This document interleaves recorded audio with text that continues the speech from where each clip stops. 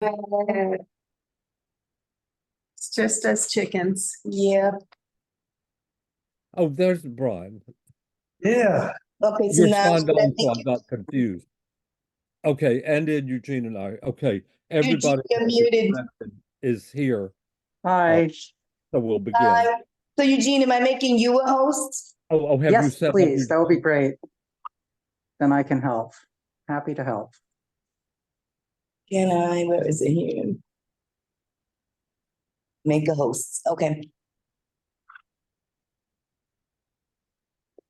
Okay. it's a perfectly lovely evening. I don't know why it's not on. Actually, really nice. It's not as. I mean, are you set up now? Cleared up, nice. And who am I making? I'm not making any better. You're here, so I don't have to make you co-host as Susan, well. are you here for some special purpose that we should do the letter first or something? Yes, I'm here in case anybody has any questions about the letter. I assume that you shared it with the rest of the committee? I did. Would you like for us to do that now? So, That would be wonderful. Thank you. okay. 821 Broadway? But that's it. I don't have to make you a host, do I? Gene, I'm just waiting for you to say that you're Don't ready. make me a co-host. All right, Chanel, I'm ready. Okay, Wait, so that means I would make community board 2 a co-host. Okay. Exactly. okay, we'll begin now, please. This is Community Board 2, Manhattan Landmarks and Public Aesthetics Committee, the one meeting for February this year. We're going to begin with an item that is new business. Susan, well, would you like to just speak about it? It's like sort of just enough for the record. Thank you. Thank you, Clark. Good evening, everyone. I'm here specifically because the new school reached out to us to seek CB2 support. They are applying for grant money to renovate the auditorium in their building on West 12th Street, 66 West 12th Street.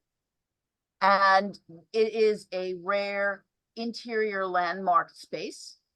It is actually a very important space. It is a rare surviving example of someone who was a major architect of the day. And, you know, there's no reason, I think, not to mention if it gets renovated, we might actually have another place for CB2 to hold our meetings. But it's it certainly is a worthy project. Unfortunately, they waited a long time before they reached out to me seeking support, and we need the letter by the end of this week. So I'm not able to put it before the board, although we could submit a resolution to sort of ratify the application, our support for the application. But what I did do was draft a letter that says that the Landmarks Committee is in support of it, and goes on in detail to explain some of the reasons why this is a valuable application, and, you know, that it's consistent with CB2's position on, you know, doing restorations, and it's a valuable addition to the community. So that's kind of it. I don't know if there's anything, you know, unusual about it, but, you know, it's our opportunity to, you know, support this activity and hopefully form a stronger relationship with the new school. I've asked anyone who had any comments on it to send them, and none have come. So I assume there are none to be done. It's also interesting that Village Preservation generally has its annual meeting there. Does it? So that's their temperature that it's a nice space as well. It's a lovely space. It's all, you know, it really is an old school auditorium. You know, it's in a deco design. It sort of reminds one actually of Radio City Music Hall in a way. I don't know if any of anyone here remembers, in years past, we have held board meetings there. And wonderful. hopefully we will again. Then we will entertain a motion to approve this letter. And it's going from the committee and Susan's signature. So moved. Seconded. And all in favor? Aye. Aye. The ones who have, okay, thank you, Susan. Thank you so much, everyone. You will all receive signed copies, and you know, I don't know that if you know, based on your feedback, would maybe the idea that we can put at some point a resolution before the boards acknowledging that this went out, you know, that so that we can at least be on the record as having CB2 supporting it, as well as the landmarks committee. But We've that's done things of this sort, and it's certainly not okay. an objectionable one. Thank you. We'll do the other at the regular business meeting. Correct. We're so few and there's so few applications. I won't do everything. Just briefly for the applicants. We want to ensure that what we hear tonight is pretty much what will be presented to the commission. And if there are any large changes apart from recommendations that have been made here, we would expect it to come back for review. I noticed one I've forgotten which one, but one has a great many examples. A few will suffice. And the important thing is that they're near the subject property, similar in the era and style. And either the feature that's being highlighted is historic or has been approved by the commission since designation of the particular district. The reason for this is that a great many things happen to buildings between what can be termed historic era and the date of the designation that are not considered appropriate and would not be approved now. So they can't be examples of what is good. Okay. Then we'll have the usual business session after. If there's anyone here from the public for 767 Washington Street and 3 Great Jones Street, those two will not be heard. Great Jones Street was settled by the staff of the commission, and Washington Street withdrew and presumably will come at another time. I will just state that there is not a quorum. The first application, we're going to move the first one to the last at the request of the applicant. So we'll begin with number 2 on people's listing, 299 West 12th Street. Application is to modify a window on the upper level and add an additional window on the lower level, both on the south facade. Okay, Eugene, when you're ready. Great. Yes, I've promoted Jacob Gaines and Gordon Kahn, who will be rejoining. If there is anyone else that is needed to be promoted, please raise your hand and I'll promote you for 229 West 12th. I'm Gordon Kahn, and I'll be presenting the project this evening. Great. You'll share the screen from your side, yes. Yes, I'm going to share my screen now. Give me one moment.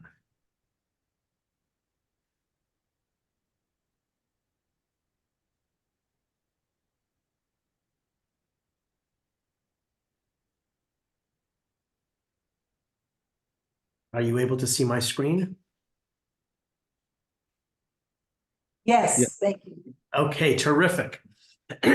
So my name is Gordon Kahn, and I'm an architect, and I represent the shareholder who owns a penthouse at 299 West 12th Street, which is located here at the north end of Abington Square. I also would like to share with you that I grew up right here in the village, and in fact, I went to the Bank Street School when it was still on Bank Street. So I have a warm place in my heart for Abington Square and for this building.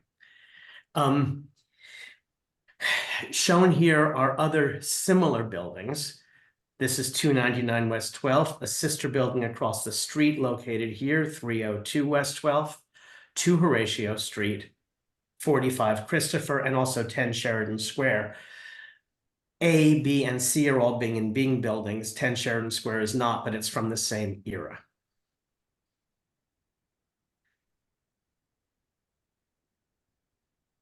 This photograph rather, shows the subject area here. This is the existing south elevation, and we have it drawn here.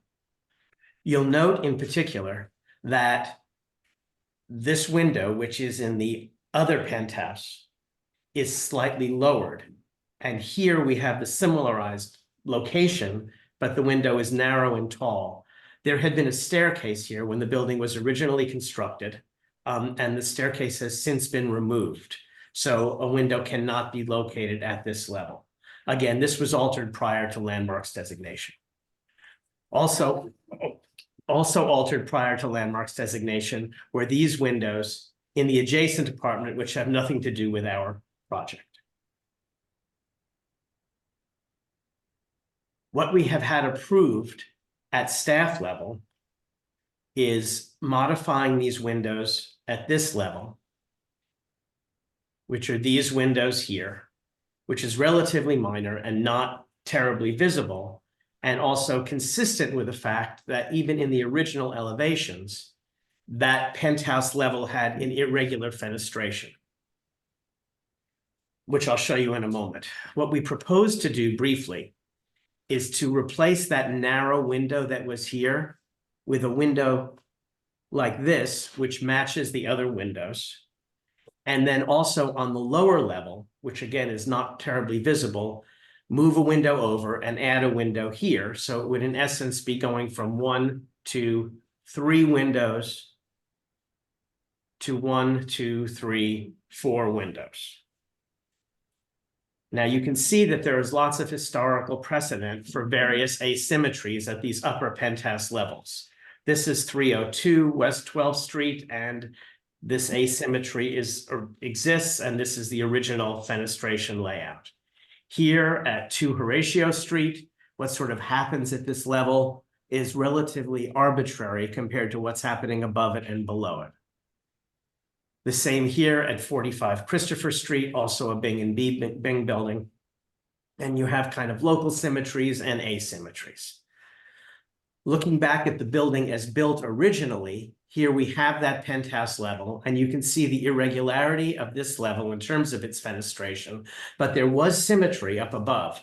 This lowered window that was in a staircase, and this lowered window that still exists that was in a staircase, and then these windows across the top.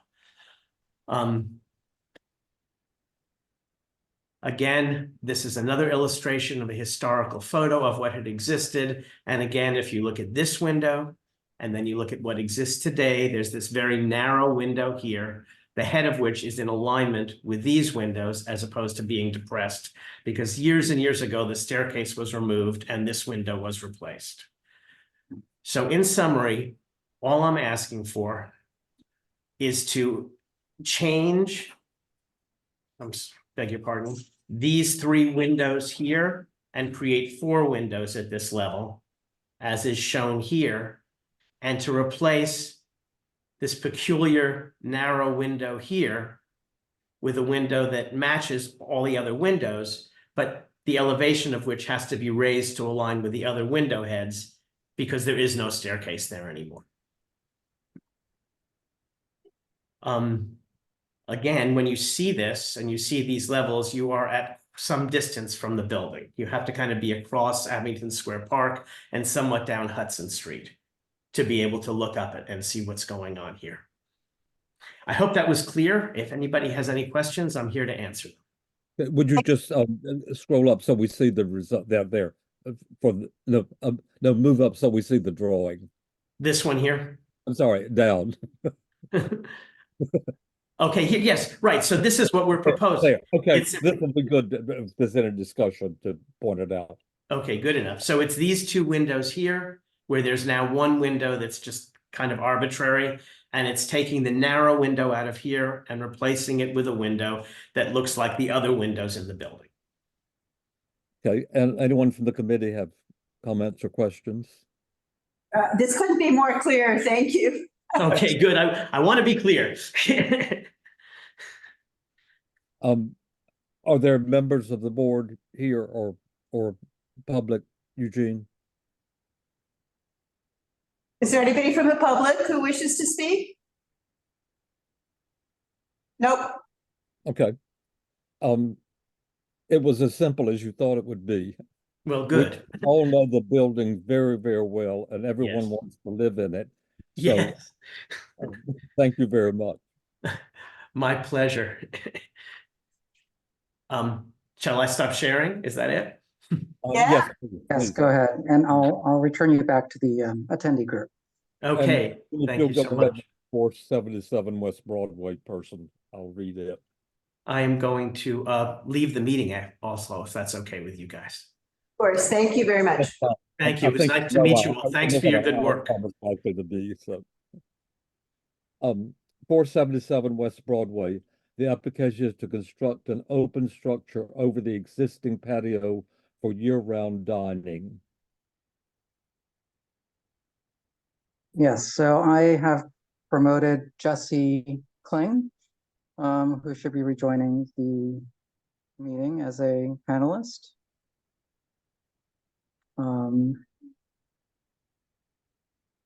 I think there's also another person, Adrian, Yes, is it's Adrian actually- Figueroa also with the team? Is Cass Stackelberg on? He should be promoted as a panelist. Yes, so I see Cass. And then Adrian as well? Yes, Okay, thank you. Okay. Good evening, everybody. hello? Hi. Is Adrian? Great, Adrian's joining as well. Terrific. So we can get started. I'll go ahead and share the presentation and just do some quick introductions before we get started. Cass Stackelberg of Higgins Place Barth & Partners, working with Adrian Figueroa. Oops, sorry, let me.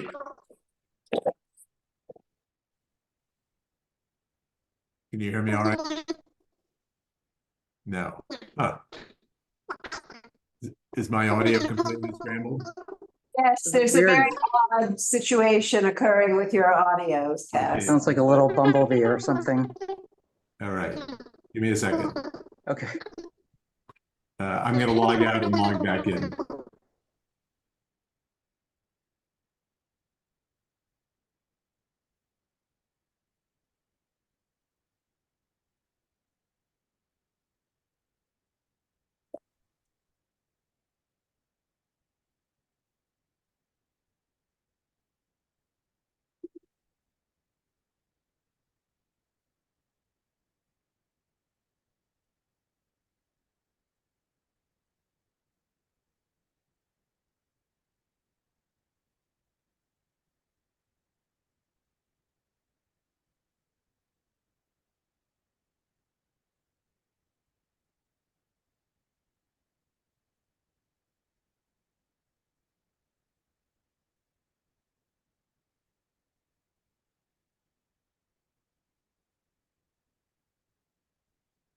All right, how about now? No, it's still a problem. Never had this happen.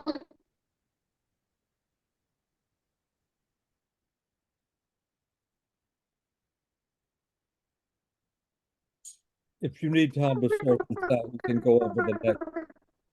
We can go on to the next application. The problem is not just Cass, because you're scrambled in that way also, Chenalter. Oh,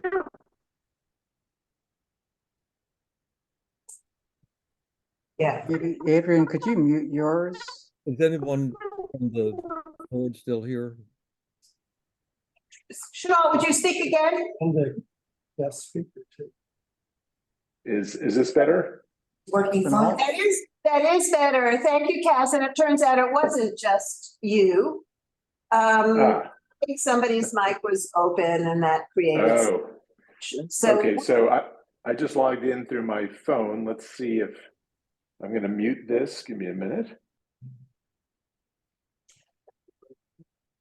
Am I intelligible now? Yes, Okay. good, thank you.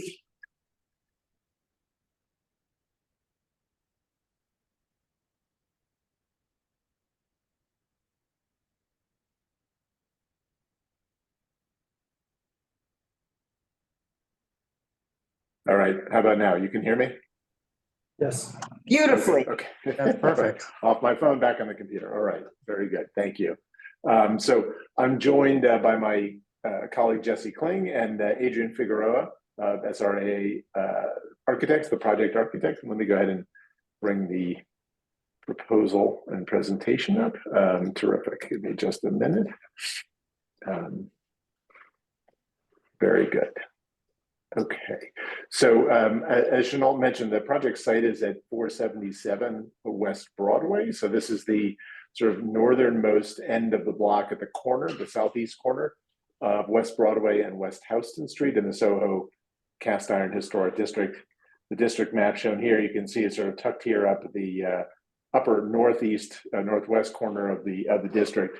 On this corner. I'm assuming this is kind of a familiar corner to you all. And it's one of these kind of unusual leftover sites that was a result of the urban improvements of the 1930s, primarily the widening of Houston Street and the cutting of the subway. And there are a series of these leftover lots along the south side of Houston Street that have been infilled over the time with one-story garages and this two-story building that was constructed in the 1980s. And what we're proposing is just an open structure for dining that will allow for some enclosure during inclement weather, but the intent is to have it as sort of a one-story open structure that will allow for a little bit more predictability for dining associated with the restaurant space directly to the south. We're calendared for a public hearing at Landmarks on February 27th. I think a good place to begin the discussion about the site is really just to look at a Sanborn map, because as I mentioned, it is an unusual site, even more so than perhaps some of the other lots along the south side of Houston Street. So this is an overall map. Obviously, the project site is identified here on the corner of West Broadway and West Houston, and this zoomed view shows in detail these three lots. So 475 is right here. This is lot 13. It's a 1870s neo-Grec residential tenement building and is largely intact. Lot 14 is the project area here at 477 West Broadway. And then you can see, hopefully you can make this out, lot 15 is this funny sort of L shape that wraps around our site and has 5 feet of frontage on West Broadway and about 60 feet of frontage, 65 feet of frontage on Houston Street. And this piece is this leftover, which I'll show you in the map data, this leftover lot that was the result of the widening of the of the street. Again, sort of focusing though on lot 14, which is that open lot that is connected to the restaurant space of the ground floor of the adjacent property. On the left is an existing photo. On the right is a rendered view of what we're proposing. This is basically a 10-foot tall structure that runs over that open lot. And you can see the existing openings on the side wall of 475. This lot is currently used by the restaurant that is at the ground floor of 475. And this site is unusual in the sense that there is no space to construct a sidewalk cafe. There isn't even space on West Broadway or Houston to put in an outdoor dining enclosure, as the city is trying to sort of formalize that now. Obviously, that crept up during the pandemic. So this is a space that is currently used by that restaurant, and the intent is to have sort of a more predictable enclosure for the restaurant directly adjacent, right on the edge of Houston Street. Some existing photos across the top, a view looking south at the side elevation of 475. You can see this 1980s building that the commission approved here that fronts onto Houston and Worcester Street. And then this view southeast looking at the corner with the block frontage here on West Broadway. And then some detailed views at the corner. A couple other sort of oddities of the site. This concrete knee wall is actually on that L-shaped lot that is not part of the project site. The fence is on the project site. So despite these being in very close proximity, there is a distinction between the elements that are controlled by this lot here, lot 14, and the one directly adjacent. So the proposal sort of is to use this space continually for indoor-outdoor restaurant use, but to put an enclosure above it that will have, as you'll see, operable louvers across the roof that will allow daylight to come in, but when it's raining, can close off to keep the rain out. As I mentioned, the site has evolved over time. Historically, this was more or less a mid-block site up until the 1930s, and you can see the site highlighted here in blue. This is 477 here. Back in 1916, it looks like it was occupied by a frame, two-story, three-story frame structure. By the 1930s, there was just a one-story shed on the site, but you can see the whole block front on Houston was demolished for the widening of the street and the cutting of the subway. And then the current map that now shows basically this whole site being a block front site, with lot 14 more or less as a block front with this little 5-foot wide strip along Houston Street. So clear so far? Everybody sort of understands that context? I will keep going. Okay. So as you all probably know, as Houston Street developed following the construction of the subway, these kind of what we refer to as these leftover sites basically were populated by typically one-story structures of a wide range of expressions and types and uses. This is a view looking looking west from Lafayette Street. So the cable building is here. There was very soon after the construction and opening of Houston Street, a used car lot was constructed with this one-story structure. And then you can see much of this was left vacant, but eventually there was a sort of prominent fruit and vegetable stand, which we show you in just in a moment. This condition was also similar along 7th Avenue, where these leftover wedges of spaces were infilled with typically one-story structures like the newsstand and cigar store on the west side of 7th Avenue at Christopher Street, Sheridan Square, and then down the street. Somebody asking a question? No. I'll keep going. And then elsewhere on 7th Avenue, these sort of one-story infill buildings along these leftover sites. This is the site on Houston and Broadway. When the site was first left vacant, there was a newsstand on the corner. This is you're looking sort of south down Broadway here. Houston's running this way. And then by the 1980s, 1970s and 80s, there's a somewhat renowned fruit and vegetable stand called the Honest Boy. Some of you may remember it. It was there for quite some time until this site was developed. Again, sort of this random group of structures, open structures, closed and closed structures that sort of crept up on these leftover lots. The designation photos from the period of designation in the early 1970s, they don't even really photograph these sites. They're sort of picked up on the margins of other photographs. So this is a photo on the left, looking up Worcester Street. This one-story garage here on the block front on Houston at the end of Worcester Street with Silver Towers beyond. Similarly, a one-story garage on the north end of Crosby Street. So these sites were not given much attention in the designation report, largely because they were these little narrow strips. They were infilled with garages and not given much description or attention. So turning to the line drawings, this is an overall elevation of the existing conditions. Currently, there are retractable awnings and lighting and conduit and all kinds of things up along the side wall at the base of this building.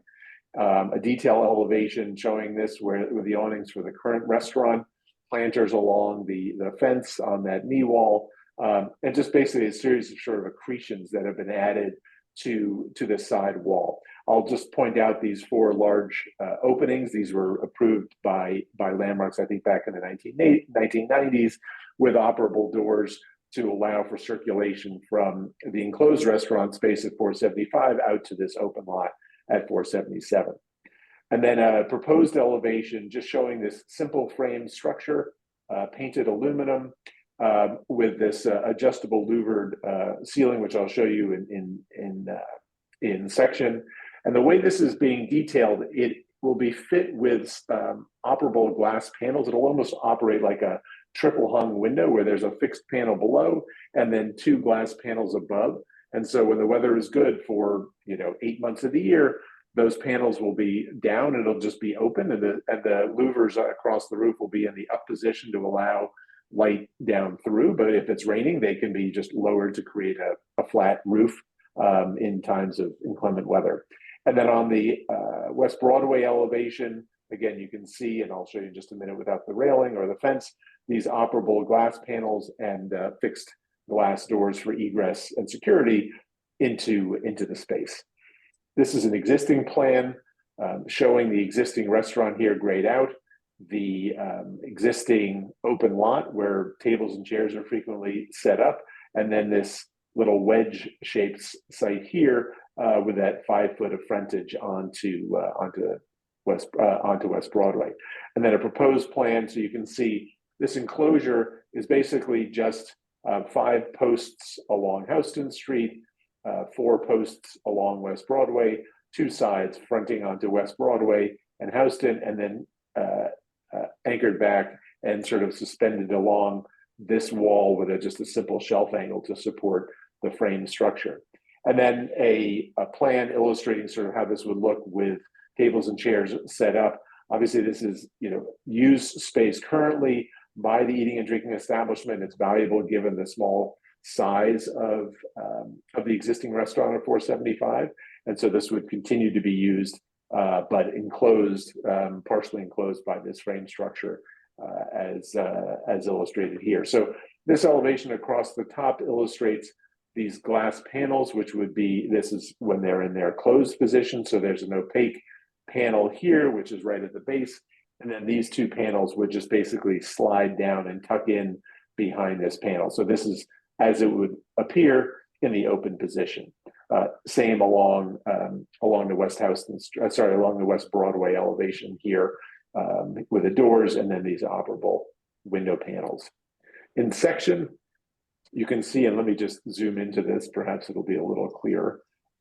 In section, you can see this is that fixed panel, and then these panels will just tuck in right down here and be sort of hidden behind this panel.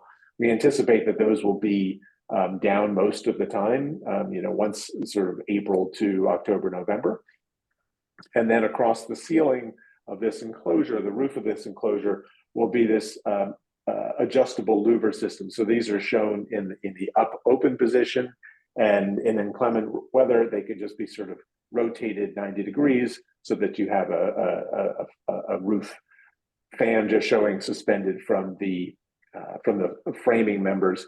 And then you'll see this in detail. This is just this shelf angle that picks up the load of the frame across the top. It's a very simple structure, and some details. So again, this is you can see this simple shelf angle that'll be anchored through the mortar joints, and then the frame structure sitting on that angle. And then this is the front edge, and this is detailed with an 11-inch fascia, and then the frame that holds the operable windows is set inboard to give it a little bit of relief in the shadow line.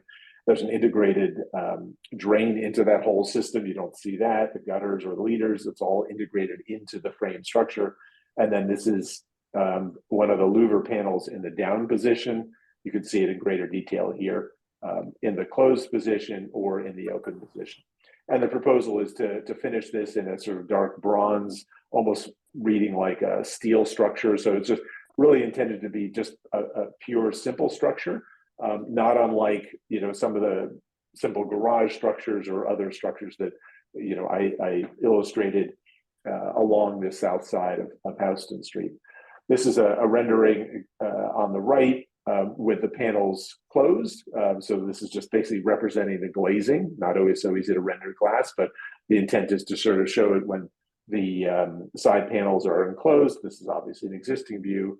And then finally, the view with it open, it's just a simple one-story structure. It's 10 feet in height above the sidewalk to the top, sort of continues in with that sort of storefront zone, but is, as I said, just a simple structure. I think the context of this side of Houston Street lends itself to the appropriateness of a structure like this. The frontages, there are some new buildings on deeper lots, but these shallow lots are filled with, sort of taxpayers and even some still vacant sites. There's that plaza on Mercer Street, this sort of range of simple elements and features along this side of the street.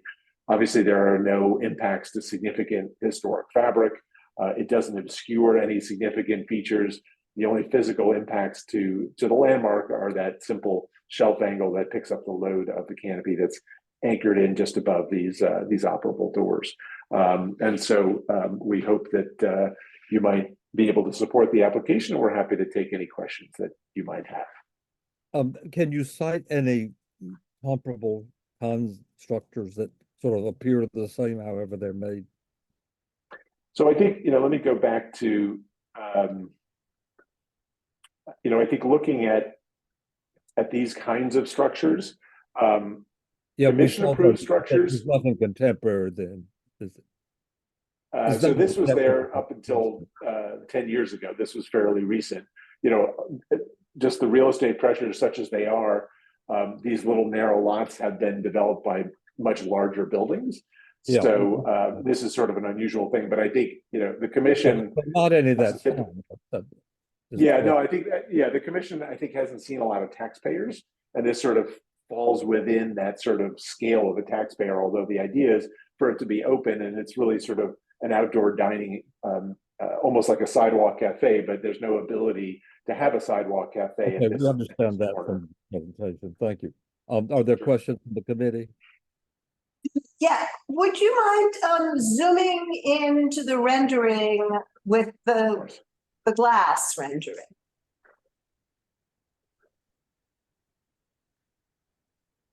Thank you. So what you're seeing here, obviously we're rendering glass. It will be clear glass, non-reflective. Yeah. It's horizontal is just the basically this. It's like a sash. It's just a simple frame. So there are two. Let me go back to the section. So there are two kind of operable sash, this piece and this piece. So what you're seeing is this frame in this rendering. So when it's closed, you'll see the framing element. When it's open, they tuck in behind that lower panel and they disappear altogether. Okay, so I have two questions. One is the opaque lower panel is also glass? I think it's going to end up being either a tempered glass or a metal panel. It's basically, for the most part, it's hidden behind this knee wall. Right. Okay, my other question is, why is the metal fence being kept? It seems so peculiar to have this glass situation and this metal fence so close to it. There's just like this congestion and a kind of a visual clutter that creates. And I'm trying to understand why the metal fence is being retained. Yeah, so it's a question that we've talked to our client about. I think they like the idea of creating a little bit of sort of enclosure. This is Houston Street, so a little bit of a buffer. I mean, it's almost like an arterial highway. So having a little bit of a buffer between the roadway and the dining space, even when the glazed panels are down, was something that they wanted to hold on to. So I understand the question. There'd be much more sort of transparency if this corner was maybe down on Spring Street or in the core of the district. I could understand sort of wanting to have a little more interaction with the sidewalk, but this is sort of a noisy, loud thoroughfare. So having that buffer was preferred by the restaurateur. Other questions? I have, Brian. yes, I have similar questions. I thought I heard you describe that the concrete knee wall is on the outside of your property line. The fence was on the inside or at your property line. Is that what you were saying, or because now I see That is correct. Here, let me go to the plan. this- Yeah, So- Adrian perhaps could speak to the survey that was done, but that is what we found.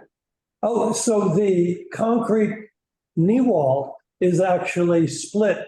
Half is outside your property and half is inside your property. Is that right?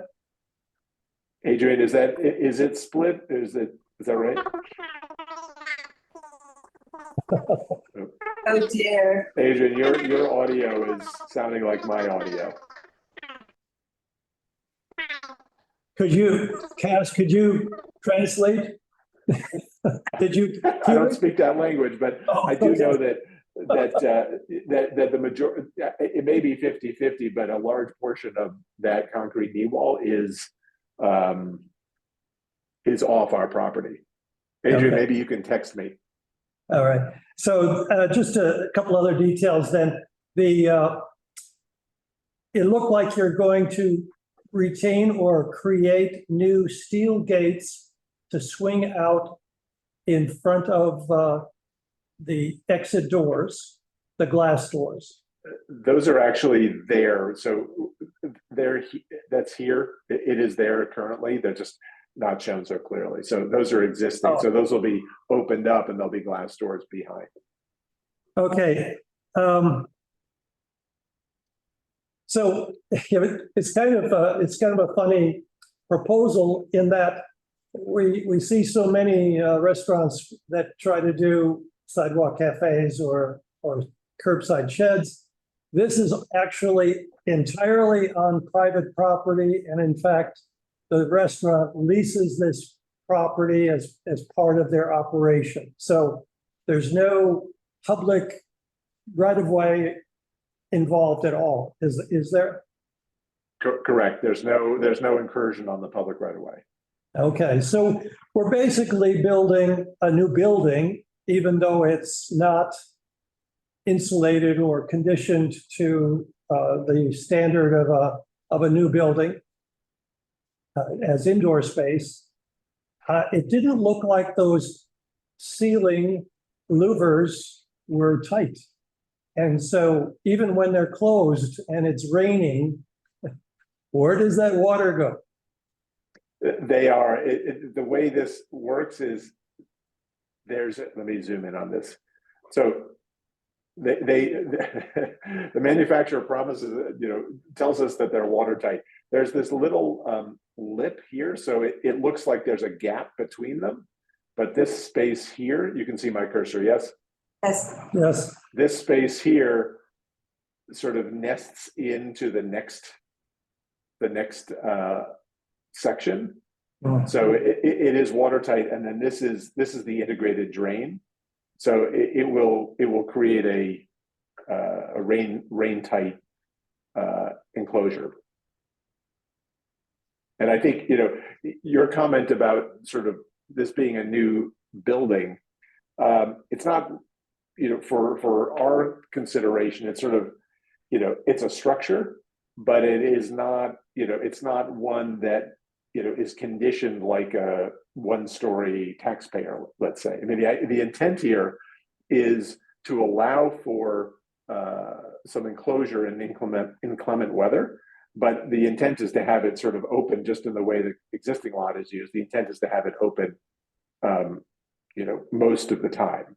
So it's this funny sort of hybrid structure, I suppose. And unfortunately, I will say that I didn't see any heaters involved or shown in any of the renderings.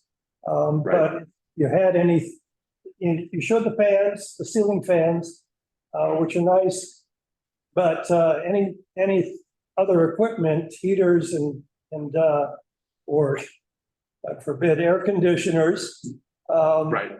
be very apparent through all the glass, and I think would be a consideration for the overall appearance of the building. Right. So we have talked about how this space would be conditioned, and it would be basically something that's rolled in and rolled out. It would be treated almost like furniture. I've asked that question as well, Brian. Like, we don't want to start adding things to the underside of this very clean structure once it's built, hopefully once it's built. And you know, everybody has agreed that like having you know, elements other than a fan hanging from the ceiling, sort of, you know, building systems, nobody's going to be happy with that. So in discussions, everything is going to be sort of a freestanding thing or sort of brought in as needed to provide heat when needed. I don't think we would air condition this space. I think it's, you know, it's operated in the summer open, and I think that's the intent. There isn't going to be air conditioning. That's sort of, you know, there's a ceiling fan, but it's really meant as sort of an outdoor cafe space. Okay, I think that yeah. we got. Okay. Are there other questions? Of two. Sorry, Chanel, sorry to interrupt you. I do just want to make sure, because it's such an eccentric structure. I mean, I understand your comparisons to taxpayers and to these sort of much more temporary kind of fruit standy, newsstandy other things, but really it's weird because it's a building, except it isn't a building. And it, in concept, alludes to other types of taxpayer buildings, yet really it has little in common with them structurally. So it is a little bit eccentric. And I guess I just want to make sure I understand correctly that essentially in its closed up condition, in its cold weather, chilly evening in New York condition, essentially we're looking at a big glass box, yes? Right. I mean, there'll be, you know, furnishings inside. It won't just be empty. It'll be filled with people and furnishings and things like that. But the enclosure of it, correct. Okay, thank you. Eugene has his hand up. Oh. Hi, thanks. I don't really have a question per se. I just wanted to volunteer to my fellow committee members that I'm very familiar with this space because I used to live at 475 West Broadway, and you know, I was in the apartment that overlooked this odd lot for about 6 years. So I'm very familiar with it. It is an odd space, I do have to say, overlooking a restaurant from an apartment building there. That's it. Thanks, Eugene. So the louvers will cut down on the noise, won't it? When they're so full. Yeah. I mean, I think, you know, we tried to sort of represent this, and I'll just flip back to this slide. You know, you all, you know, have the privilege of, you know, seeing projects in Greenwich Village, in Soho. You know, this is very much of this sort of edge condition. This is not, you know, this is not the core of the district.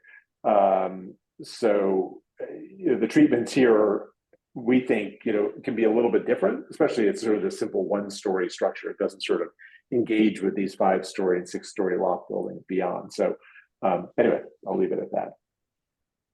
Thanks. In the structure, you said dark bronze. I suppose what we're seeing is a rendering that's too dark. Right. So it's paint. It will be painted aluminum in this sort of dark bronzy color. You know, I don't know. Maybe it has sort of connotations to like steel. Obviously, this district is very much about, you know, structure. The designation report. There's a lot of that designation report is dedicated to the evolution of building technology. So maybe this sort of alludes to that sort of. But it's dark bronze rather than black. It is not black. Okay. And how high are the panels under the windows? These individual glazed panels.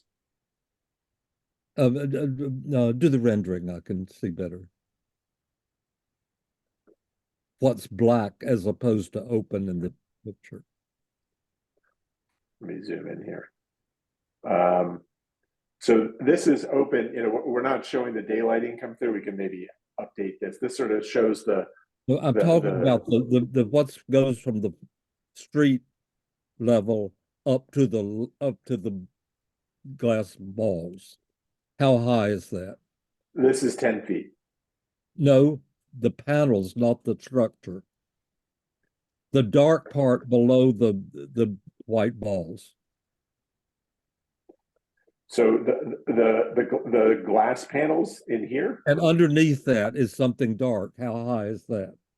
oh, that's the That's the existing fence. fence. That's the existing fence. So that's, let's see if we have How a high person. is So here's a person, let's say this person is. Yeah, I know that. Just tell me how high it is. I'm gonna say 6.5 feet. Okay. So it's 6.5 feet and then the panels above it. Okay. We Right. understand. Are there other questions from anyone? Yes, and the Pete Davies has his hand raised. Cass, is the fence black? The fence is black. Okay. Hi, yeah, thank you. Could you put up image number 4, please? Yes, the one at bottom right. Is that a wooden platform that the seating is now on? Or is that a I think it's a concrete platform. I don't know, Adrian, if you can text me to confirm that. I think it is a concrete platform. Looking at it, it looks like slatted wood. But my question is, will there be any dig out to, you don't show anything in your renderings about substructure. What's the plan for that? Adrian, maybe you could write something into the chat on that if you know. I mean, I assume they're going to need to be some footings for the posts, but I don't expect them to be particularly deep. Maybe, Adrian, can you write that into the chat? Okay. So you don't know? Is that the I don't know, but the architect, Adrian Figueroa, is on the call, but he's having an issue with his audio, so he's going to respond to your question by writing it into the chat. If you can hold on a minute, you'll get your answer momentarily. Yeah. And while he's doing that, you show on the wall, that gray wall there, in other images, the image above, a painting of a woman in a window. That doesn't exist now, right? So we have photographs in here of different times. So I maybe Jesse, you know the answer. That's on the adjacent building, and honestly, I'm not sure if it's not in all the photo. It's just curious. Seems to be a curious addition. Yeah, it's not. This is an earlier photo. It may be there now. Okay. Yeah. And then the structure itself, you say is aluminum, but Mr. Pape noted that this is a new building. Is that how it will be classified by the Department of Buildings, a new building? Sorry, Adrian, if you can respond to that too. I believe it is not, it does not need to be filed as a new building. So he just wrote in terms of the footings, provide post footings and drainage below the concrete slab. Adrian, how deep, do you have a sense as to how deep the footings need to be? Is that, Pete, is that the question you want to know how deep the excavation is? Anything about excavation, because there's nothing in the presentation. Yeah. Yeah. It will, it's not going to be a continuous 4 feet, 4 inches? So 3.5 feet under the posts. Okay. And that would be 42 inches against that knee wall? The knee wall remains, so you'll be digging down 42 inches next to the knee wall. Adrian is. So I think the 42-inch depth will not be a continuous excavation along the knee wall. It will be only where the posts are. Okay. So just basically, it seems to me what's being proposed is a non-contributing structure, which is interesting in terms of precedent for the district. I understand that such structures existed when the district was designated, but to now be seeking approval for non-contributing structures in a manner that have nothing to do visually with the district is something that I don't think should be encouraged. Thank you. Thanks, Pete. I'd just like to say one thing to clear the record. Non-contributing is a very technical term which has to do with the designation report and the condition of things of when the designation was made. Buildings that the kind I spoke about before that shouldn't be examples because they're not historic and not and have not been approved. But the idea is that, but that's just a technical term. Okay. Is Right, there but just if I could clarify, Chanel, the, are all- there any people? Chanel, the- all of the precedents that are shown for this fall into that category that you just described. Okay. So That's how these lots have been used since 1933 for almost 100 years. but no new buildings in that manner since the designation. Not I one think story. this is a settled matter. Can we move on, please? Susan, are there other people who wish to speak? No, that's it. Okay, thank you. I'll stop sharing. Is Okay, 230 thank you. Thank you. Thanks. Okay, Eugene, if you'll do 230 West 11th Street.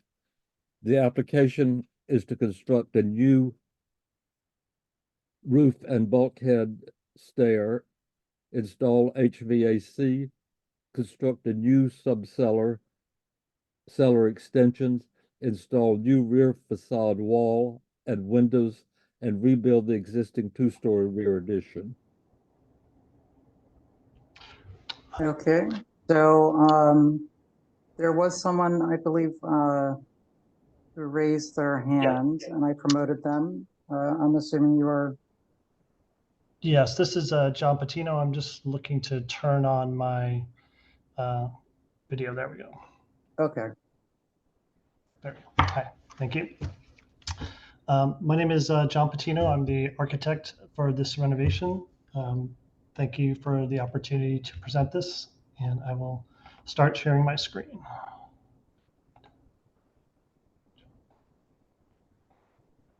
Okay, does everybody see the cover page? Yep. Great. So the property is 230 West 11th between Waverly and West 4th. This is a current existing photo of the front facade. Just to note, this application, we're not proposing any work on the front facade.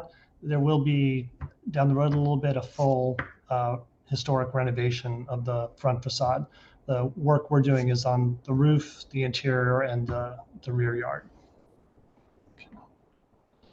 Some aerial shots of the property showing the existing roof. You can see some existing dunnage there. This is a Seventh-day Adventist church next door, mid-block. A couple of aerial shots. You can get an idea of the rear elevations of the adjacent houses here. One issue that was important to landmarks was the precedent for two-story additions. And this is an existing two-story addition, and we have similar additions on the two houses to the east. And here was another aerial shot showing the front facade. Okay. Some historic maps. The 1895 Sanborn map shows the residence, and the yellow, according to their legend, are frame structures. They don't tell you the height of the structure, but it does tell you that there was another structure built in the rear of these three properties. And that's consistent on the 1916 map and the 1955 map. This is a map telling you of the heights of adjacent properties. So our lot here is 3 stories and a basement. The adjacent house is the same, 3 stories and a basement. This is 4 stories in a basement, and then 3 stories in a basement. And some historic photo of the front facade. So this is the existing front facade, and then starting to show our proposed renovations to it. We'll be rebuilding the chimney as it would need to be raised based on structures on the adjacent roof. And then this is the new guardrail we're proposing, a new mechanical bulkhead and stair bulkhead further back in space. Here's some photos of the existing rear facade. So the upper 2 stories here are the original rear facade. There's a renovation, I believe, in the 90s that removed a 2-story addition and created this sort of more modernist open stair addition, and little Juliet balcony here with a 2nd floor terrace. This photo on the right shows some of the existing conditions of the adjacent neighbors and their 2-story additions. And then this is just looking left towards the church. So in our proposal, we would be taking down this addition, rebuilding it to the same building face, goes across. And then we're also proposing rebuilding this wall in exactly the same plane with similar size openings to match, at least in the head height. And there's a couple of reasons for that, which I will get into a little further in the presentation. So this is the existing rear facade rendering, and this is the proposed. So one thing I would like to call your attention to then is the couple things on the rear facade. So as we rebuild the addition, we would actually be lowering the parapet height here 2 feet 9 inches to form sort of an open balcony off of this 2nd floor. We would also be turning these windows into French doors. And then on the top floor, we're proposing to raise the parapet for several reasons. One is that the existing roof slopes from West 4th down fairly steeply to the rear yard, resulting in a short ceiling height on this facade of about 8 feet 4 inches and low window height. So if we raise the parapet back here, we gain quite a few valuable attributes. We are able to develop the roof as a stormwater retention holding area. We're also able to raise the ceiling height on this 3rd floor. We are able to raise the windows to get a little bit more light into the space. The window heads on this floor are approximately 6 feet high. And it also creates a shallow attic space between the 3rd floor ceiling and the roof structure. So we're able to run some mechanical equipment in that space.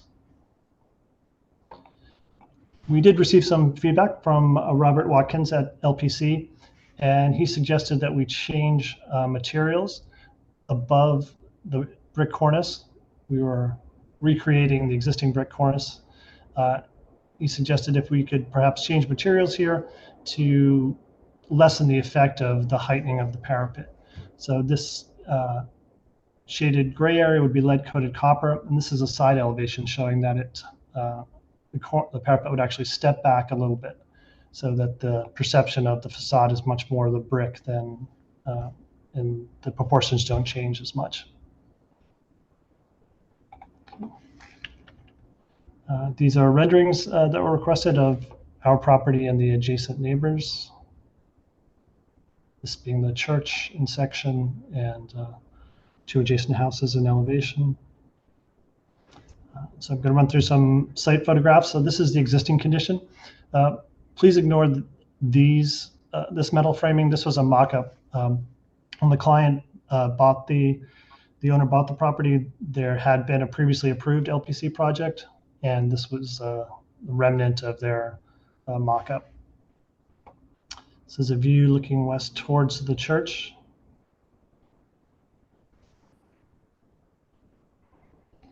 It's a view looking north towards West 4th, and view looking northeast, and view looking southeast. So this is the neighbor to the east, their roof. They have a bulkhead, stair bulkhead that rests on top of the party wall, and they have this existing trellis structure. So we would be raising our chimney to be 3 feet clear of the highest part of that structure. So this is the existing roof plan shown with a demolition intended. This barrel vault skylight would be removed. All the roof framing would be removed. This existing dunnage would be removed. And this would be the proposed roof renovation. We would keep the existing the existing cornice on West 4th Street. And there's sort of a transition where the cornice slopes down to the roof. We would maintain that. And at that point is where we would set our new finished roof level. So we have a mechanical bulkhead that sort of wraps around this ellipse. This was intended to house mechanical equipment so that it could be more easily accessed and serviced more easily than putting it in the ceiling of the 3rd floor. We would run the ductworks from the mechanical room down into the attic space. And then this is a stair bulkhead. The elliptical shape is carried down through the building. And this would be elliptical skylight to match. The area over here is at the roof level. So it's beneath the pavers, it's approximately 8 inches. And this is dunnage where we'd have some mechanical equipment that would be screened by a 4-foot-high louvered screen. As we move to the rear yard, we're looking down at the rebuilt addition below. So this is a terrace off of the 2nd floor. And we're showing that it goes back 7'4" from the existing rear facade. So that line matches exactly the line of the existing addition.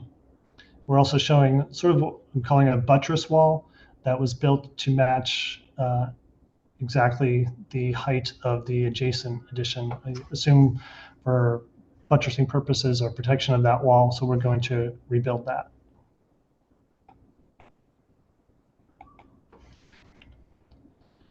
So these are renderings of the elevations on the roof. You can see the West 4th Street side here. This is the parapet, the cornice that faces that and slopes down. So we kept this point as existing. And this actually slopes gently to the center for the stormwater retention. And then we have the guardrail, the mechanical bulkhead, the stair bulkhead, and the skylight. This is the mechanical screen and the guardrail at the rear facade. This is a view from the church, sort of in the alley, basically the alley looking to the east. So again, the mechanical bulkhead that wraps around the stair bulkhead and the skylight, the screen, the guardrail, and the rebuilt chimney to be, the relocated chimney to be 3 feet above the adjacent trellis.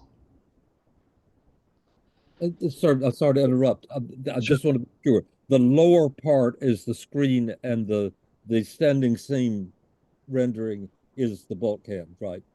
Yes, this is the bulkhead and this is the screen, yes. So this is an elevation, sort of a blow up of the elevation on West 4th. And this is a blow up of the view from the rear facade. Again, showing mechanical bulkhead, stair bulkhead, mechanical screen, guardrail, and the new chimney. These are sections just comparing the proposed with the existing. Another part of the scope is lowering of the existing basement slab approximately 3 feet. And you can see that's the existing, and then extending it, and then extending the basement into the rear yard. So there would be a rear terrace and new gym space below the terrace. And below that would then be also new space that would be a sub-cellar for mechanical equipment.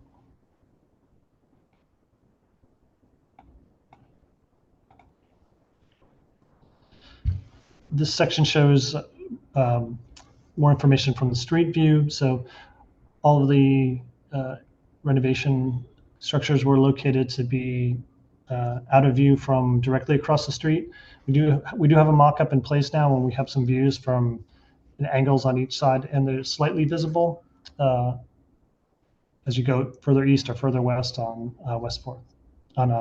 Yes, West 4th. West 11th, sorry.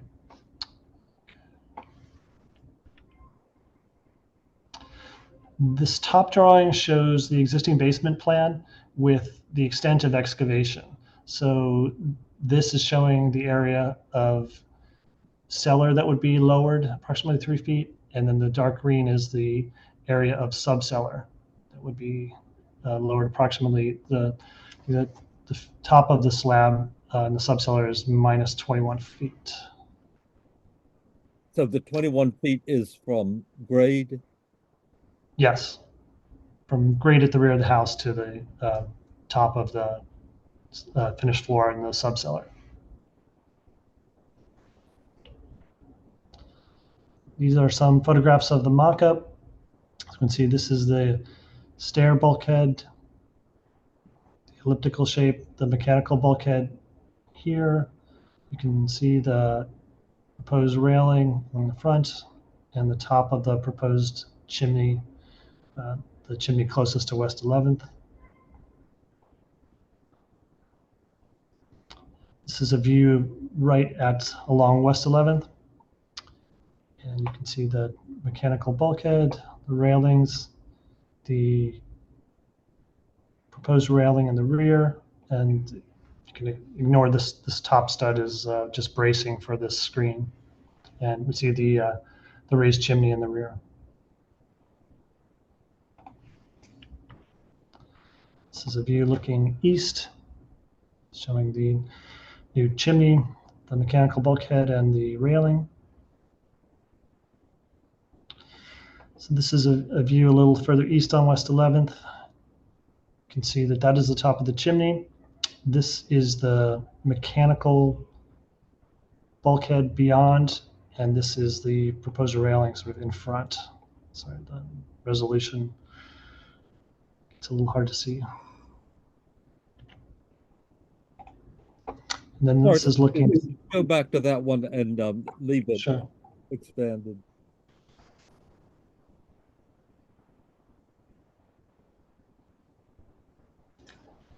Yeah, and just enlarge it to the way you had it so we see clearly. Okay.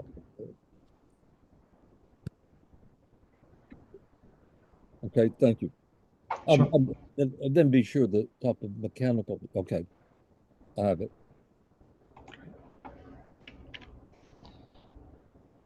This is a little bit further west on West 11th. So we can see the top of the mechanical bulkhead and sort of just see the top of the railing.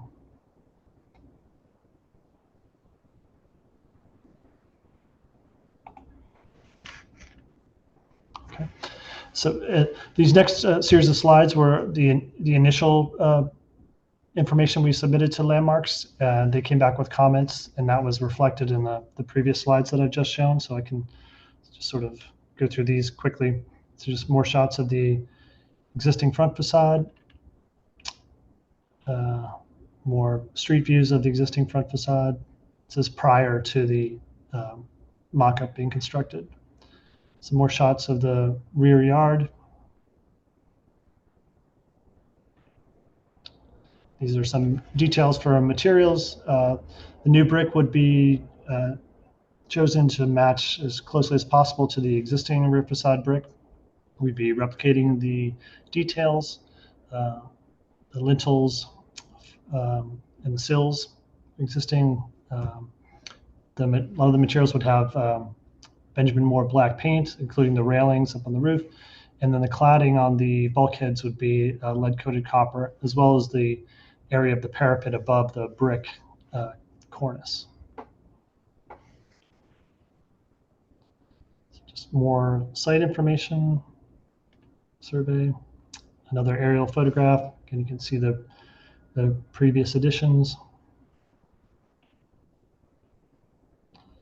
More rear photographs so that we can see the neighbor additions. All of these materials are also red brick except for this is a white stucco on the one-story addition, or on the two-story addition, two neighbors to the east. And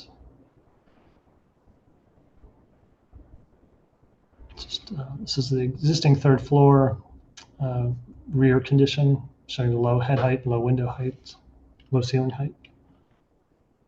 An overlay of existing and proposed sections. And then the appendix is the floor plans and the more construction, or the drawings that were intended for a GOB application. These are the existing demolition plans.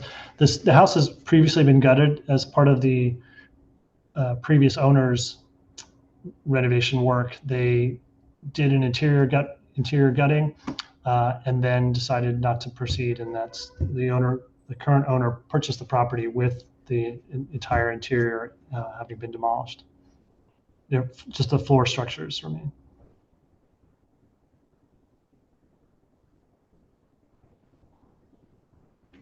So, just run through the floor plan quickly. It's So, not material to the presentation. okay. Yep. Great. Yeah. I think that's. So I think that's pretty much the presentation. Happy to answer any questions. Okay, I have several things I need to clear up. Could you go to 12.5, please?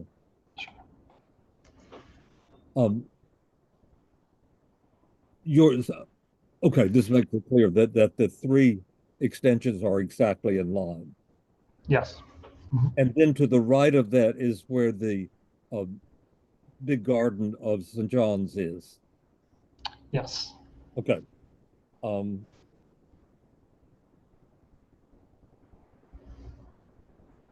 the rear of facade rendering, please. Proposed. Oops.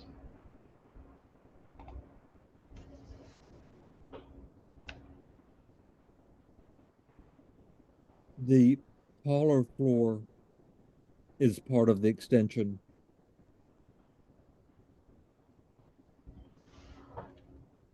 Is the parlor floor in the plane of the building or the plane of the extension? The parlor floor is in the plane of the extension. As yes, it typically exists that way, and it is proposed to be that way as well. And is there also a balcony off of it? There's an existing balcony enclosed with a parapet wall, so it's about a 3.5 foot high parapet wall, and we would be proposing to not make it a parapet. I'm looking at the proposed. Oh, sorry.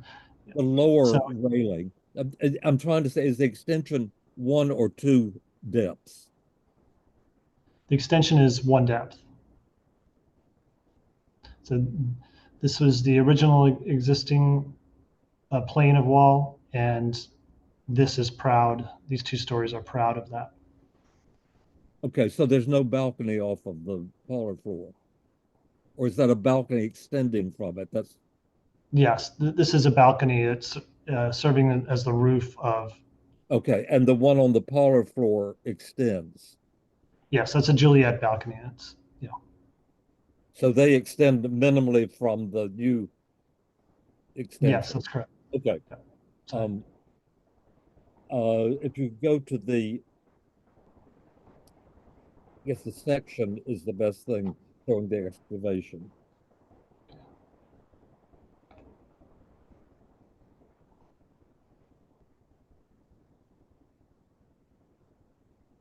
The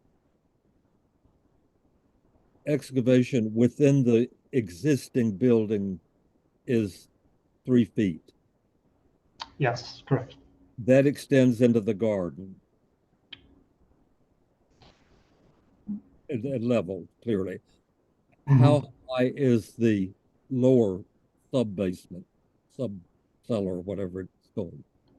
The ceiling height is 8 feet, I believe there.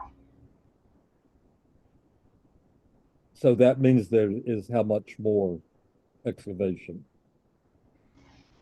Well, I have from But, grade, if that's the ceiling height, by the time you got the floor and the ceiling,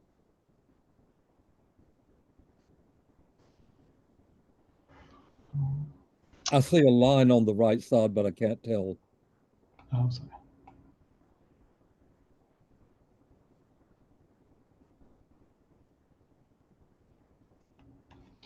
So it's 8 feet plus the Plus additional structure.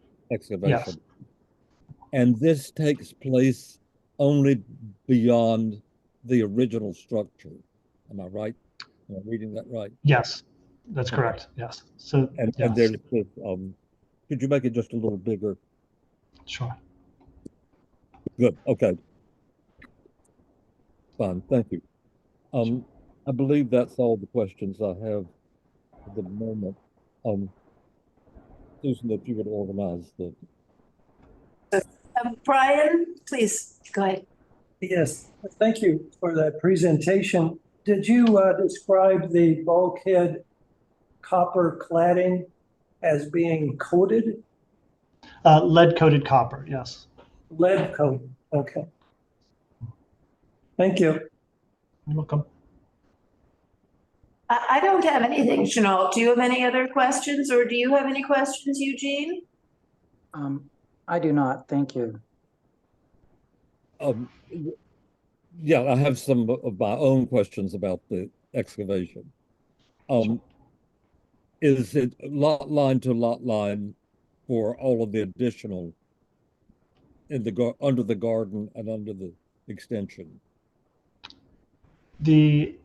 It sits within the property line, and I will scroll to the appendix to show.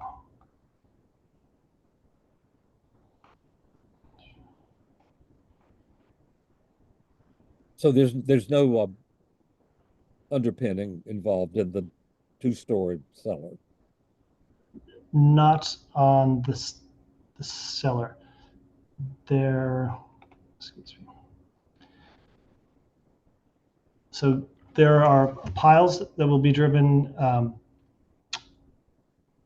inset from the property line. So I believe we're approximately 2 feet from the property line to the interior face. So I think that's 20 inches off the property line is the exterior face of the foundation wall. Okay, and back in the house itself, the existing structure, the original structure, is that underpinned? There are parts of it that are underpinned. How extensive is that? There is underpinning along here because there's a bit of the church, approximately 18 or 16 feet, that butts directly up against the house. Then there's an alleyway here. So we do have underpinning along a bench type buttressing underpinning here. And then we do have underpinning along this wall because of its proximity to the exterior wall of the church. There wasn't necessary to do underpinning elsewhere because of the depth of the existing foundations. Okay, so there's extensive underpinning on the west side and none otherwise. Yes. Yeah, that's what I'm reading from the thing. I just want to be sure I write it correctly. A substantial amount of the west wall is underpinned and nothing else. Yes. Yes. Okay. I believe I'm satisfied, Susan. Thank you. Everyone else. Brian's got another question. And I was curious, is there a skylight at the top of the stair? Yes. Yes. Okay, good. Thank you. That's the elliptical. Mm-hmm. All right, is there anybody here from the public who'd like to speak?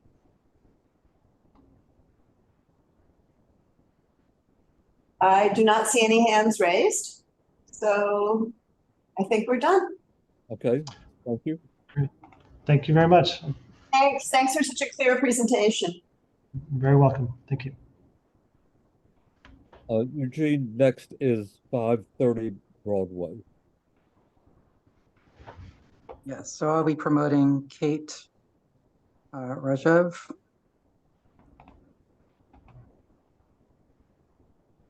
Kate will be rejoining as a panelist.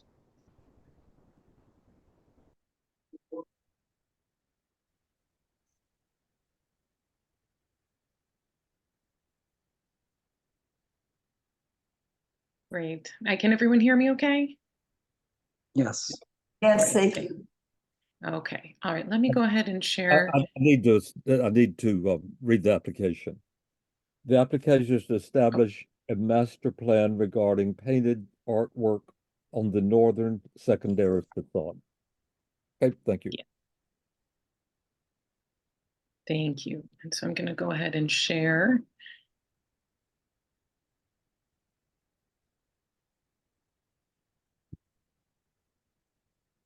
Okay. And I think everyone should be able to see my screen right now. Please let me know if you don't.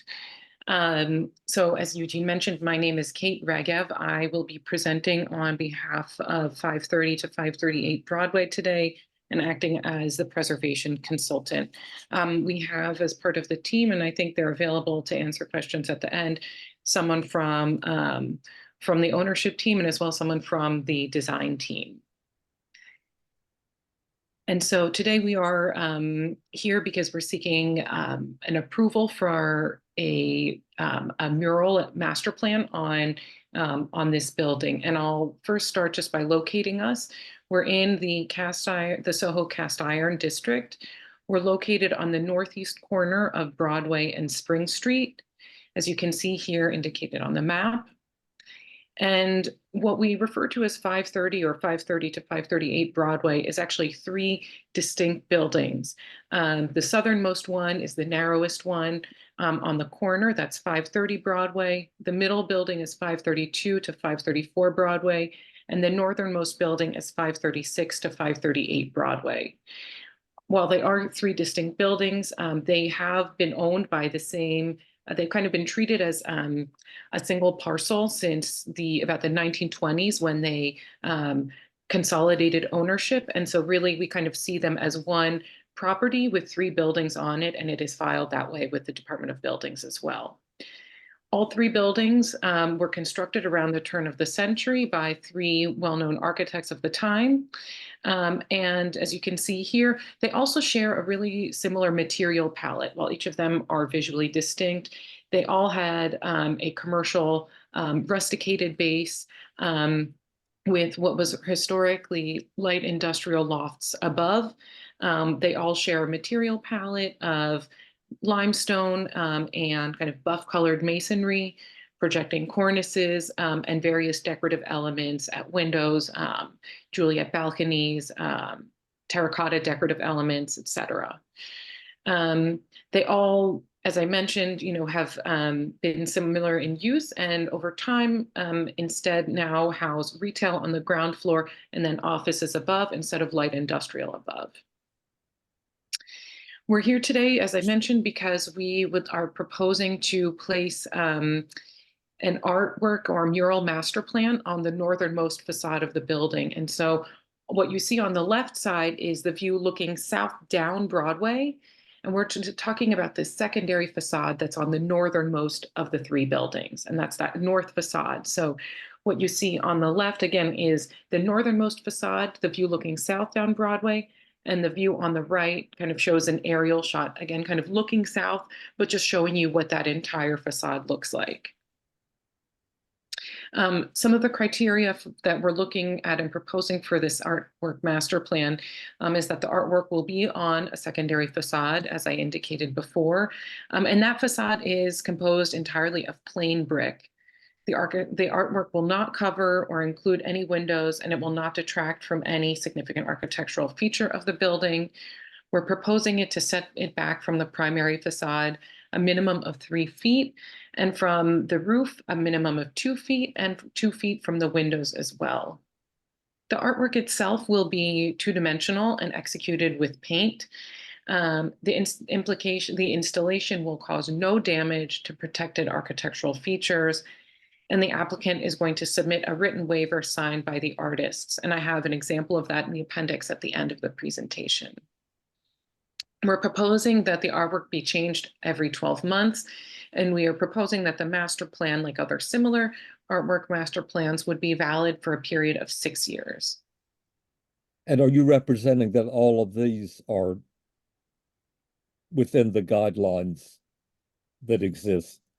So yes, Okay. What we've come up against is that there is no, there are no specific guidelines for an artwork master plan. There are guidelines for signage, painted signage master plans. And so we've adapted some of those to make it appropriate for this, but some of them we've had to change. So that's why we're outlining all of our proposed criteria, because there isn't a specific set of guidelines for this specific type of installation. Thank you. A little bit just about the historic conditions of the building. So you can see here the building, the three buildings on the left about a decade after they were completed. In the middle, you see the tax photo from 1939, 1940, and then in the mid 1970s on the right. And to this day, the buildings have really retained a lot of their architectural integrity and have maintained a lot of their elements. But as I mentioned earlier, their use has kind of changed as this area shifted from manufacturing now to office space. One thing, though, that is really striking about the historic photos is the prevalence of signage on the facades. It's really kind of abundant. You see some of the letters are almost the height of an entire floor, and in fact, sometimes the signage became so three-dimensional and that it almost bordered, we feel, on artwork. You can see the Imperial Brush Factory signage on the right, which really kind of jumps out at you on the street corner. And we were really intrigued by this kind of signage come artwork. And we note also that on this particular northern facade that we're looking at, there is a history of there being painted signage. We've outlined in red what you can kind of see in the tax photo, that there was historically signage on this facade. Although again, I'm pointing, we're proposing artwork, but trying to provide evidence that there was this facade has traditionally been painted. We also want to just kind of really build off of the long history of public art in Soho. And so I am sure you all know that, starting in the 1960s and 1970s, as manufacturing moved out of the neighborhood, many artists moved in, and they really took public space and urban space as part of their artwork. And so, at intersections, on the sidewalk, and on the sides of building, you really started to see an increase in public artwork in Soho. And in particular, there was a program called the City Walls Program, which started in the 1960s and continued through the 1970s when it merged with the Public Art Fund. And the City Walls Program was specifically interested in beautifying areas like Soho that were kind of undergoing neglect and had a lot of people and businesses move out of them. And so they proposed public art, in particular murals, as a way to revitalize these neighborhoods. In that period of about 10 years, they completed about 50 different murals by over, I think it's 28 different artists. And so what you see here are some examples of the murals that they helped develop with artists. Many of these murals were found throughout the city, but there was a particularly strong conglomeration of them in southern Manhattan, and many that were in Soho in particular. I have 5 that were in Soho within the historic district here on the screen. And unfortunately, only the 2 on the right, the wall by Forrest Myers at 599 Broadway, and then the Tremblay mural by Richard Haas on Prince and Green. Those are the only 2 that survive to this day. But I think that they help to show that there is a long history of public art and murals in particular on the sides of buildings in this neighborhood. And so the owner of 530 to 538 Broadway really connects with this artistic heritage and really wants to bring it back to life. And so in 2021, we completed a renovation of the lobby of 236 to 238 Broadway. We did appear before this community board, I believe it was in December of 2020, because we renovated and needed an approval for the lobby door on the right. But the client worked with a local contemporary artist, Daniel Arsham, to install artwork in the lobby itself. And so they really want to kind of take this idea and bring it to the outside of the building and build on and continue that artistic heritage. And I think it's nice to point out that, while many other building owners in the area are looking to use the facades of their building for advertisements, in this situation, we actually do not want to do advertisements. We're trying to bring art back to the neighborhood. There is also a history of LPC approved murals and master plans. There's the water tank mural, which is part of a master plan at 190 Bowery, the Gilded Lady mural at 236 Fifth Avenue, and then there are rotating mural master plans at 95 Horatio Street, which is done in collaboration with the Whitney Museum. And then this restaurant on the bottom right on 7th Avenue South also has a rotating mural master plan. So all of these are LPC approved, and we're following similar criteria in terms of the terms that we're seeking, kind of the wall coverage and the length of the master plan. We did want to consider and look at how far away this particular facade is visible from different vantage points. And so you'll see 6 images on the right, each highlighting the extent of that northern wall and where it is viewable from. You'll see on the bottom right, it's as visible as far away as Broadway and Waverly Place, where we have that teal sliver on the bottom right. But it's most visible just across the street, basically from on Broadway at 561 or even 575 Broadway. What we did then is we took all of those pieces and layered them onto this drawing on the left. And we used that to kind of help guide us on the dimensions that we would propose for the mural. So as you can see, really the views from 561 and from 575 Broadway. So that's in magenta and in blue. Those are the ones that we use to propose the proportions and size of the mural. And so we are proposing a mural that is 65 feet high by approximately 50 feet wide. I noted earlier, the 3-foot setback from the primary facade and this kind of cornice element here, 3 feet back from that, 2 feet away from the windows, and 2 feet down from the parapet. And the idea here is that we really want to give the sensation of it being kind of full bleed, if you will, that it looks like a mural from the street. And even if you can't see the entire mural from the street, there are adjacent and nearby buildings that kind of look down on the secondary facade, and they would be able to see the mural.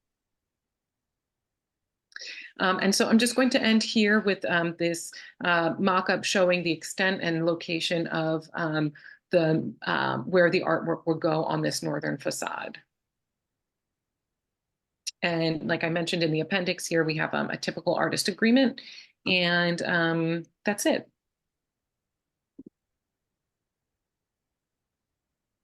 Okay, let me just look back a minute, see if there's anything.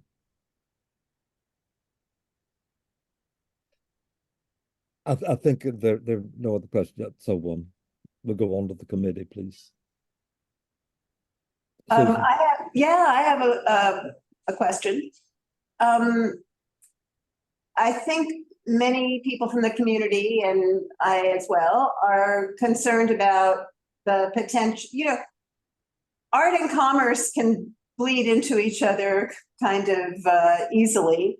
And I think that, there is a concern that this really be unambiguously artwork and that there not be any advertising aspect to this whatsoever. That we're not looking at a situation that kind of bleeds into that or is advertising-ish, or, you know, that we're really squarely in the world of art, which, I mean, what you describe is square, you know, it certainly seems to be that way, but can you just reassure us that there is no commerce adjacent aspect to this? Well, so I can assure you that it is not the client's intent to, or the owner's intent to put advertising here. And in fact, we cannot because of the zoning regulations, which state that signage of any form, which includes advertising, cannot be located above 70 feet above the ground. And that's where we are here. So we cannot legally do that from a zoning standpoint. And it is the intent really to work with local New York City based artists and, you know, kind of continue that contemporary art intent here.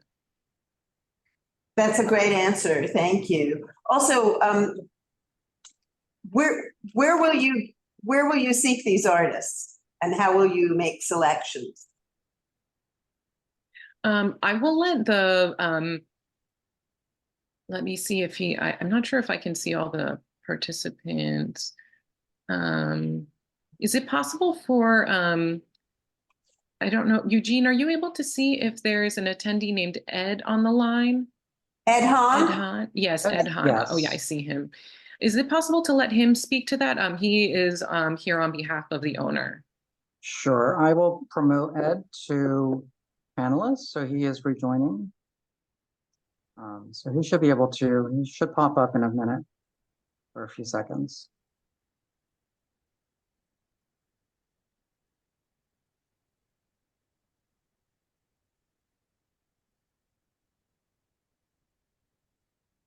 There he is.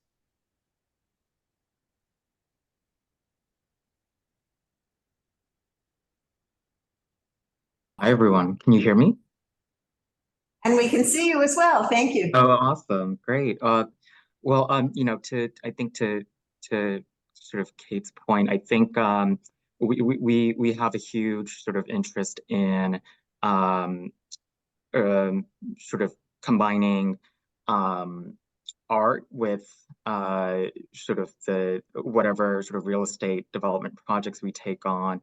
The lobby that Kate showed was one example. We're still, to answer your question, we're still in the process of narrowing down a list of artists that we might consider for such a master plan. We feel that some street artists in particular could be fitting, particularly in Soho. And, you know, just to name a few artists, that includes Eduardo Cobra, James Cold Brown, Typo. We're also talking to Pace Gallery and Gagosian in Chelsea, just to see if they have any other artists that they may recommend. So it's still in the works, but the idea would be to consider a number of different artists with varying aesthetics, so that it could, you know, whenever we change it, it would look different from the previous piece. Thank you for that answer.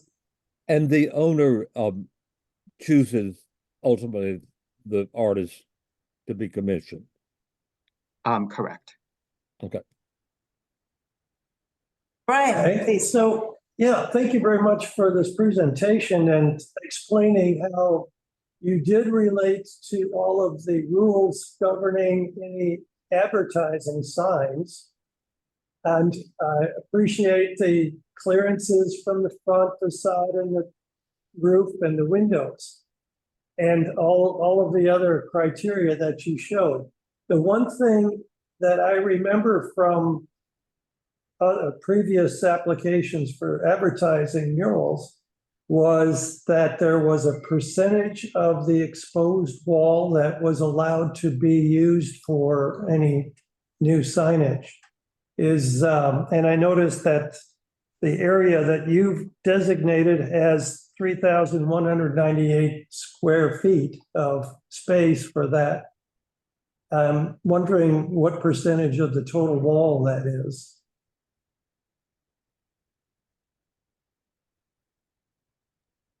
Sorry, I needed to unmute myself.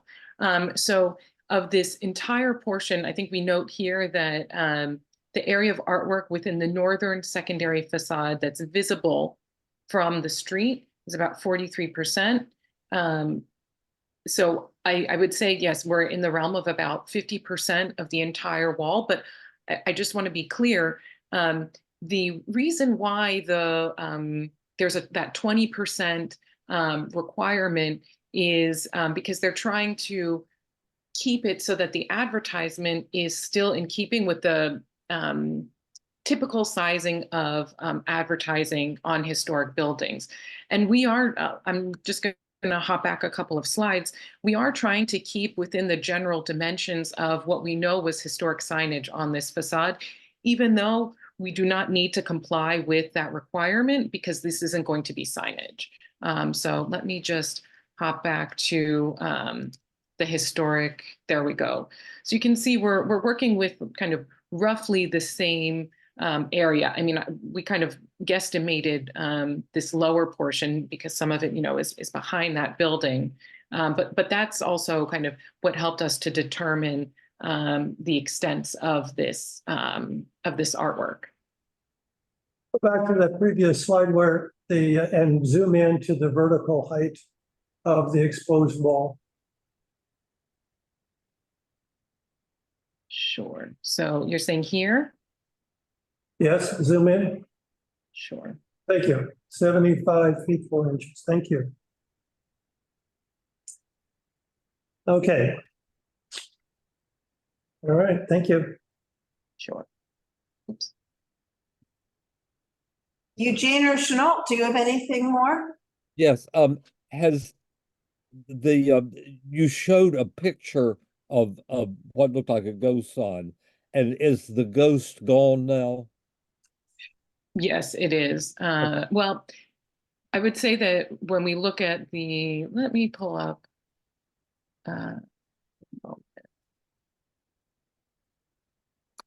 Actually, let me just get out of this view so we can move in through here a little bit easier. So you can see here, this is what the facade looks like today. It seems to me like when you're looking from the street, in particular, you know, you can tell that there was probably something there, but it's virtually indecipherable. Okay. Yeah. So you're representing that you're not covering up a ghost sign?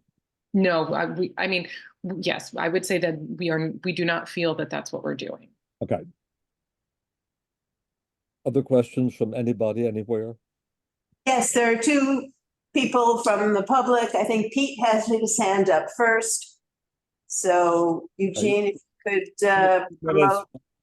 2 minutes for each person, please. All right, promoting Pete. Pete followed by Darlene Lutz. Hi, yeah, thank you.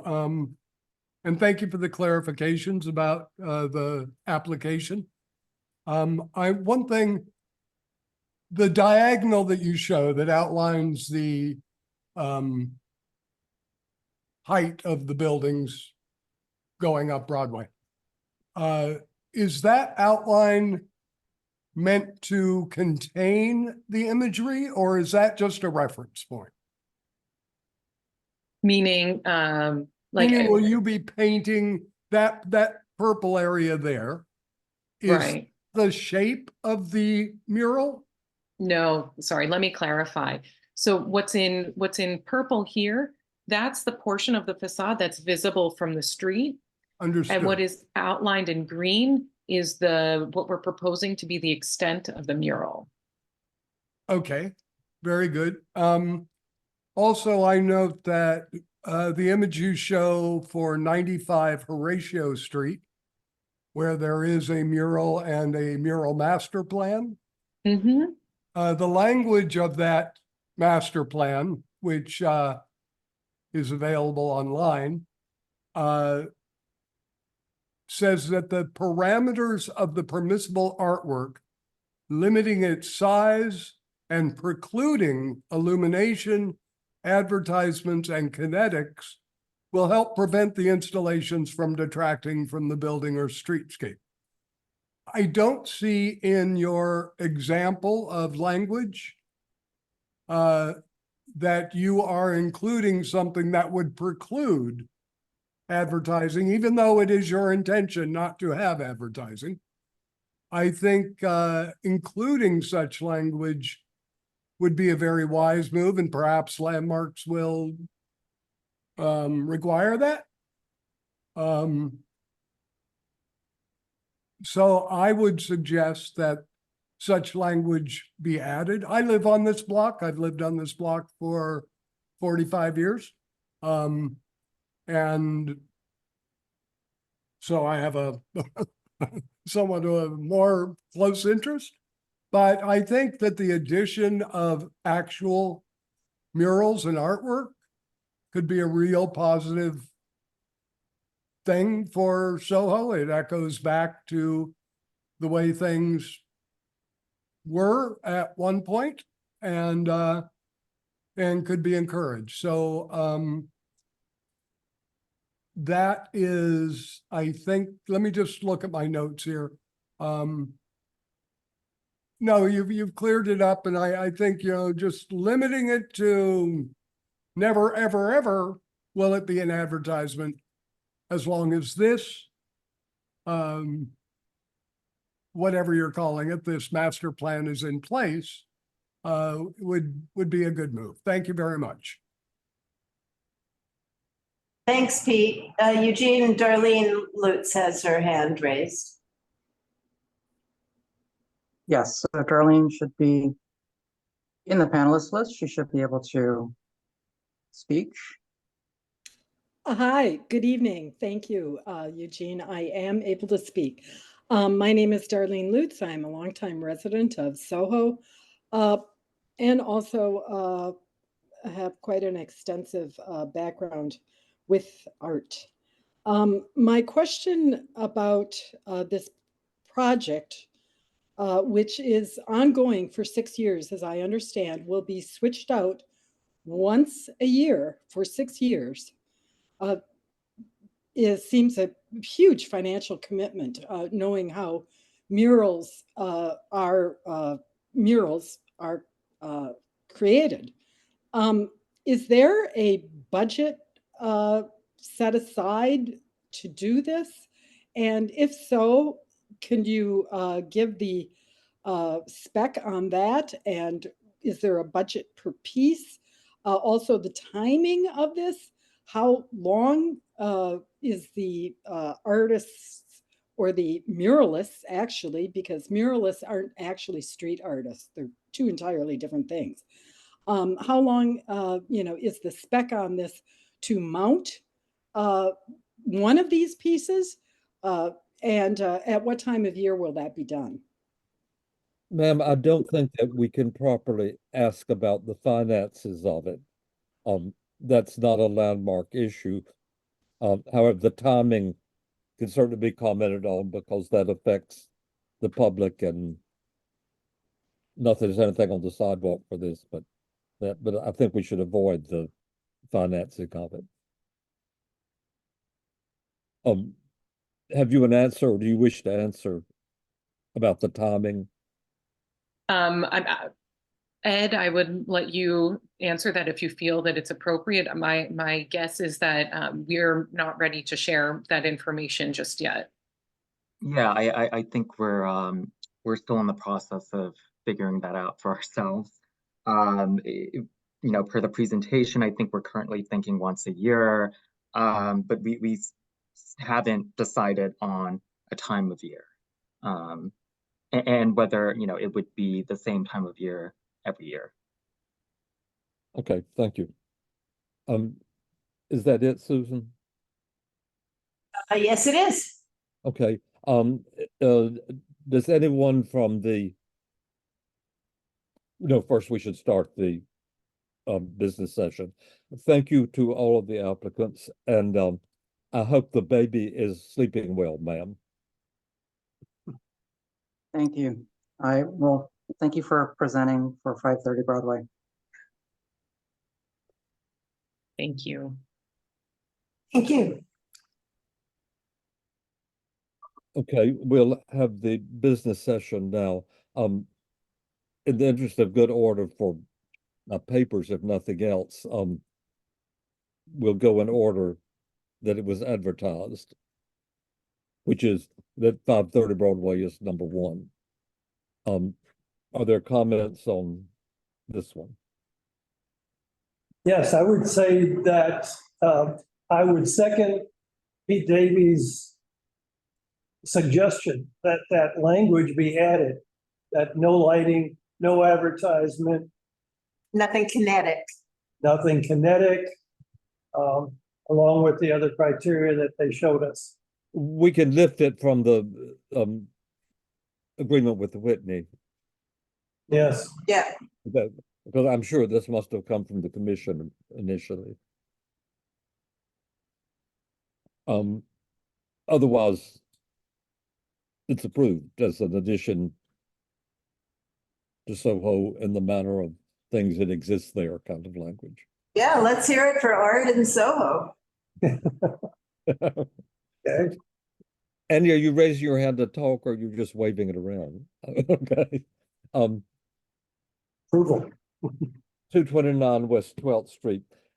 Andy is one of the great authorities on the Bing and Bing building. Do you have anything to say about this? You have to unmute before you say it. You're still muted.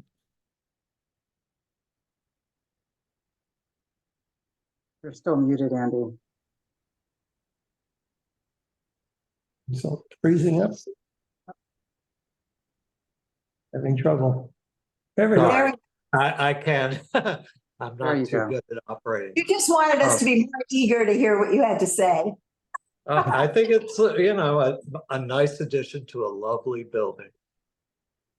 I think it looks good. Okay. I do too. I would agree with that. Yeah, I do too. And I think the applicant certainly demonstrated other examples of some asymmetrical configurations and, you know. And they're clearly taking great care that it's done properly so no one can see. Yeah. Mhm. I don't think there's a thing objectionable about that. No. 477 West Broadway.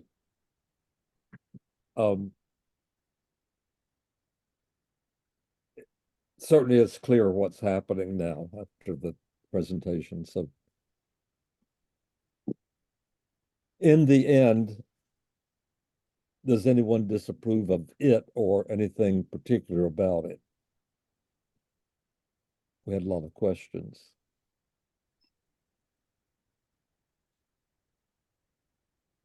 I find it very odd because there isn't really a precedent for this type of structure. Please address the mic a little more, please. Oh, sure. Sorry.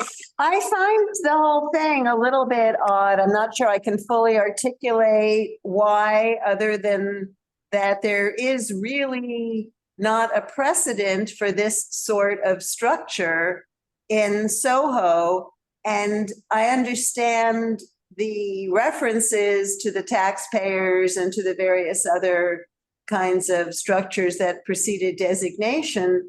But I wonder why there has to be so much structure. I mean, I understand why the applicant would like to have so much structure, but I'm not sure that visually that's something that comports with the landmark anything currently in Soho. And I must say that Pete Davies' point, I thought, was very well taken, which was that to use as a reference point structures that landmarks typically regards as non-contributing is a very peculiar thing. are you saying about heaviness that the pieces of the structure are too big? It's important, you know, if you imagine it at night, lit up, it's a big illuminated glass box with tables and people, and if it were presented as a building, say, which clearly it isn't, we're very clear on the fact that it's a structure, not a building. But to people walking down the street, to the man on the street, I think it reads as a building. And I think it reads as a building that we would not approve. So I think it's a little tricky situation of when is it a structure, when is it a building, you know, aesthetically, is it more of a building, even though technically it's a structure? And I don't know. I think it makes it very tricky to evaluate. I sort of came to the same conclusion from a different way. He showed stands that were sort of improvised coverings, like poles and things that held them up. And I thought that was the inspiration, if there was an inspiration, that there was that kind of haphazard light temporary structure, or if not haphazard, one that could be taken down and moved away at night. And this ended up being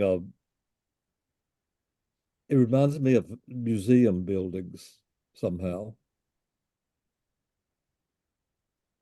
And it's the heaviness of the structure, I think, that makes you think that, rather than that it sort of kicked off from something. But it doesn't read in any kind of temporary way. Yeah, certainly what was confusing to me at first was that we have this concrete knee wall and we have the existing fence. And then they're putting this new structure inside of that border, you might say. I think if it weren't for that existing knee wall and fence, it could almost have taken on the appearance of a one-story garage where the whole facade is one big opening after another. And we do have precedent for that in the neighborhood. But with the knee wall and the fence obstructing the view of the openings, then that takes it all away. It changes the character quite a bit. So I guess in the case of what we're shown, the one suggestion that I could make that might help is if the fence was painted the same color as the rest of the structure. I think that I heard some hint of objection to it being black in color, and that's what the fence is.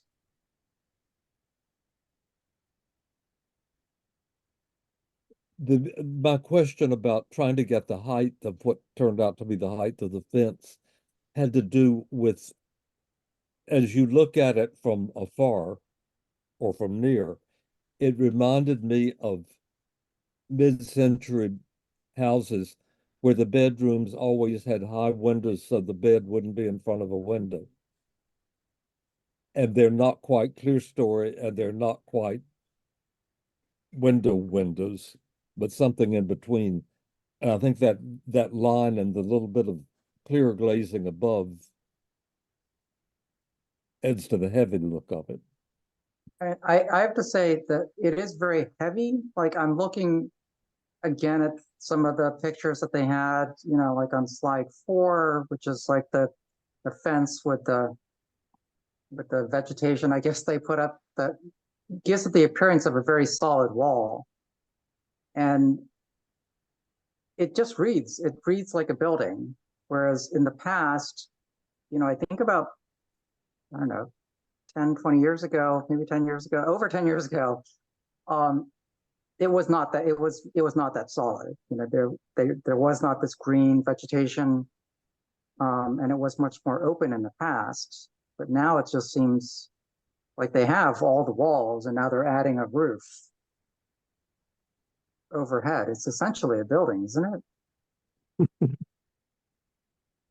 Well, it doesn't fall into the building category because it doesn't have any of the code requirements for insulation, heating, cooling, lighting. I mean, none of those things apply. It's just like it's like almost like a shed structure. Well, except with the ceiling, now that they can use it, you know, pretty much as all seasons, right? I mean, I'm assuming it's going to be heated, and they can use it when it's raining and snowing and. The Yeah, word that's- is exactly what I'm talking about. That it's not goes a from a shed, patio. it's a pool house or something, but it's not a shed.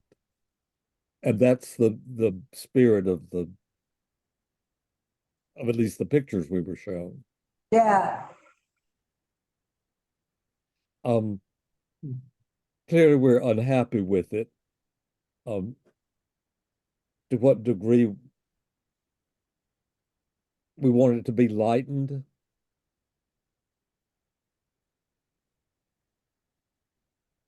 Less oppressive.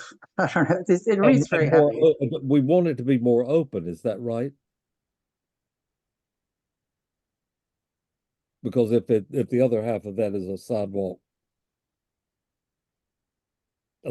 cafe Yeah, or it, garden it, or whatever it it's used called. to read very patio, you know, summer patio, and now it's more of a structure. Yeah, it certainly would be interesting to see rendering if it was all in a light color, all the framing and the fence. It would be a totally different impression, I think. I don't know if that would still be satisfactory, but it would be totally different look. Then it would be like a pool house. Why is the roof so, I guess the roof's so heavy to contain those louver arrangements. Right. I guess, you know, I think many of us have said the same thing in different ways. And I think the essence of that, in a way, is that it reads like a building. It doesn't read like any kind of a temporary structure. It doesn't read like a cabana or, you know, I mean, some sort of take on a cabana kind of structure, you know, would resonate more with the other kinds of temporary structures that were alluded to. It also resonates with the type of restaurant it is. So, but this doesn't really resonate visually with anything. It sort of wants to look like a seasonal structure. Right. Except that can be used year round. Right. It's the getting into the year roundness, it seems, where it lost any feeling of lightness and. Yeah. So, I mean, I feel like I'm certainly not opposed to the applicants wanting to desire to create a structure there to enable, you know, them to serve more people more comfortably. Okay, you know, great. But I am opposed to that particular one for all the reasons we've just discussed. I mean, is it a way for them to basically expand it without meeting all the code requirements of a structure? Yes, as long as it's not a building because it doesn't have all those enclosure requirements. Mm-hmm. And I'm just struck. When I lived there, it was in like 2006 to 2012, 11. And I'm just struck by how much more of a permanent structure it looks like now than back then. Back then it was very open. You could see through it. It seemed like more a part of the sidewalk than a building. Do you mean by now the existing condition or the proposed condition? Well, proposed and even existing. I mean, like just the black fencing with I mean, they've essentially made it already a wall on the Houston side. It wants to feel more open because that's this thing. Right. And it's that artificial greenery that really wrecks it makes a lot of the heaviness. Yeah. It's just very heavy. Heavy, yeah. It wants to be something lighter, more open, and not so permanent looking. Not so many four seasons, right? It should be like a fair weather type of thing, right? Like a patio. Its aesthetic is a three seasons. You can put a little bit in, but the snow wouldn't it? All those words Susan just said are ones I've written down, so I think we sort of have. So what do we want to do? Chanel, what do you suggest? Well, we would do, the question is, do we deny unless it's so and so and so and so and so, or do we not deny with the recommendation that it be so and so and so and so?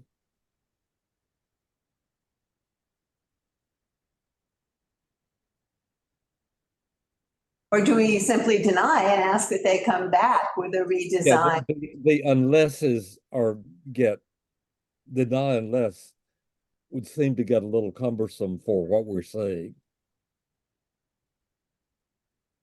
We denied on account of its not having these properties Right. that we feel should be there. Yeah. Which seems to me to be the cleaner and more accurate representation of our position. I'm beginning to sound like Joyce Vance. I love Joyce Vance. Does everybody understand and agree with that? So do we say, say that again. I just want to know what the vibe of the committee is, what the votes of the committee are in terms of suggesting that recommendations to deny on account of these various things. Right. I think we should. Yeah. I'm comfortable with that. Brian also agrees. Eugene, what do you think? I agree on this one as well. It's just, for the reasons that we discussed, right? Yeah. It's just very heavy and. Yeah. Andy? Yep, I agree as well. All right, there we have it. Okay, that one's settled. 230 West 11th Street. There are many aspects. So let me just make a note about.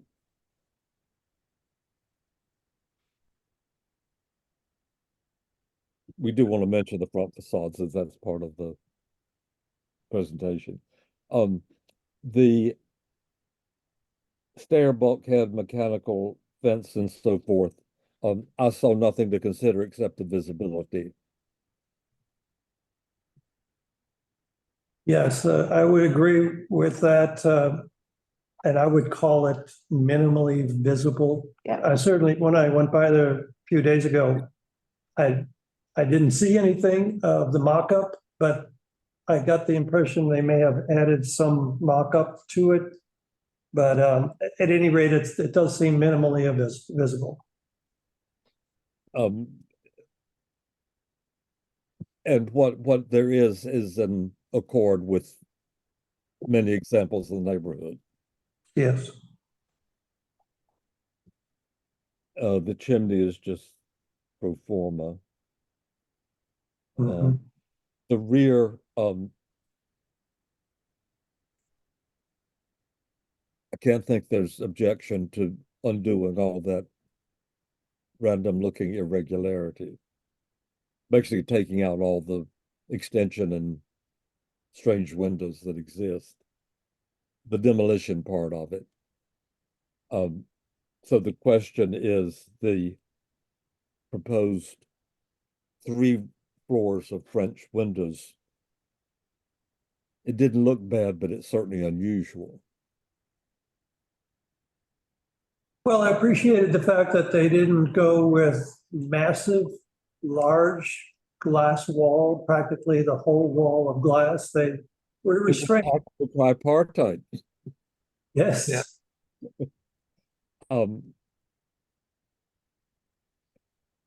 And also they've been respectful of the existing extensions. I asked about that. Do other people know the St. Luke's Garden? It looks like a garden in Venice. All the way the buildings come around. And the rest of clearly the donut was quite open. The rest of it down the way is kind of a part of a whole, their special,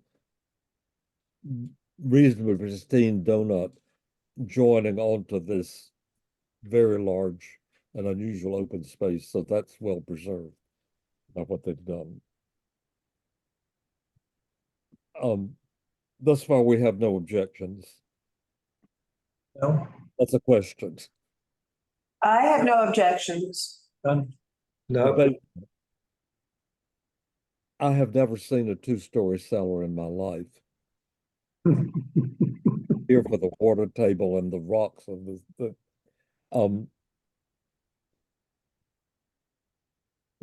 it's clear on about the west side underpinning, and everything else is within the existing. And it's very, very deep. Yeah. Yeah, I appreciated how they showed us the structural drawings. I know that doesn't impact the historic appearances by any means, but they did inset the foundation walls. They had the piers and the pilings that were well away from the property line. So that, yeah. And a number of yards of concrete in that structure that's around it. So it certainly gives the appearance of a thorough engineering project. And we'll have the usual, if there's no objection, we'll have the usual language about care taken and monitors and no harm to the building itself or. Right, the boilerplate language. So we have approved it totally.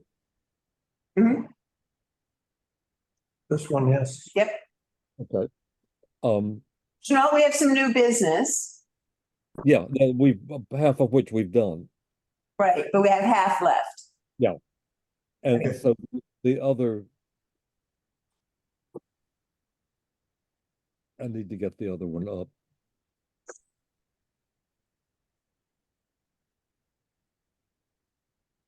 I was on the forums and. Has everyone read the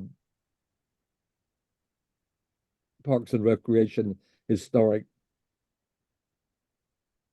Oh, that one. New York State Parks, Recreation and Historic Preservation Letter. Yes. To do with 821 Broadway. Yeah, Chanel, I noticed that Pete Davies has his hand raised, but Pete, we're in our business session now. Maybe you want to put something in the chat.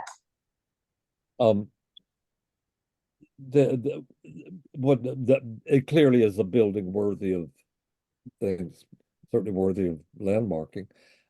Its location is significant because it helps the south of 14th Street or south of Union Square general project about preserving that district. Yes. So Yeah. everyone's accord with it. What are we doing?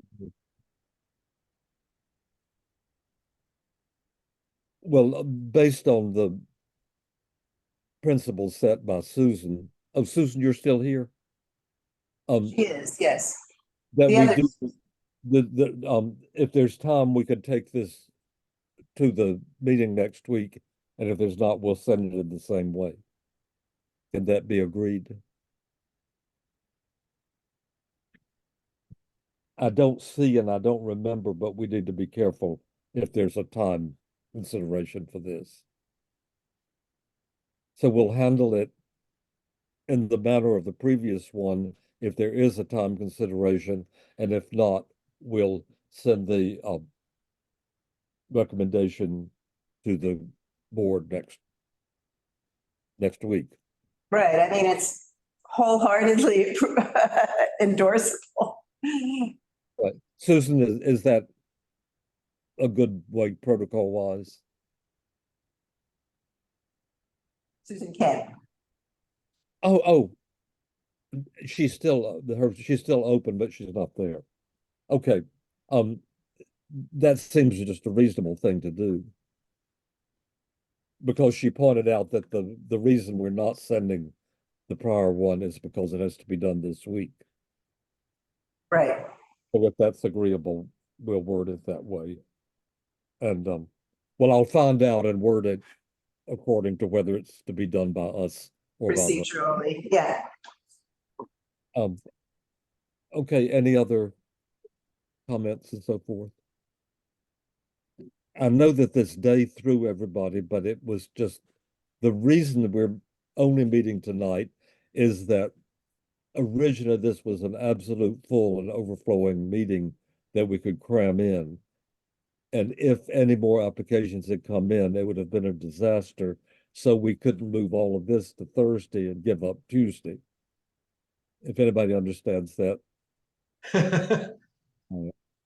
All right, and there was a note from Pete Davies in the chat. He just wants to make sure we know that the LPC has calendared the public hearing for rules amendments for sidewalk cafes and roadbed dining structures for March 19th.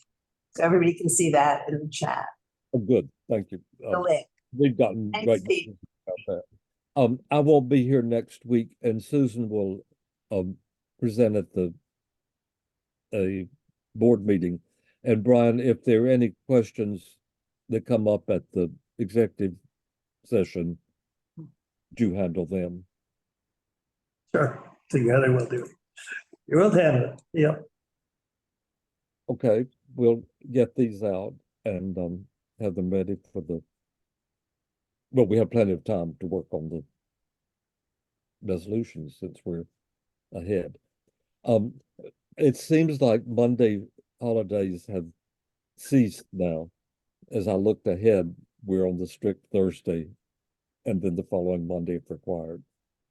Good, it gets so scrambling. Thank you all for coming out of the non-snowstorm. It was really a bust. I was looking forward to making pictures and everything, and it melted by my breakfast time. Yeah, here too. Okay, thank you all. Thanks, and thank you again, Eugene. Of course, thank you. Good seeing everyone. Likewise.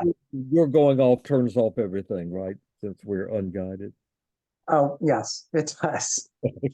Okay. All right, good night, everyone. Bye. Good night.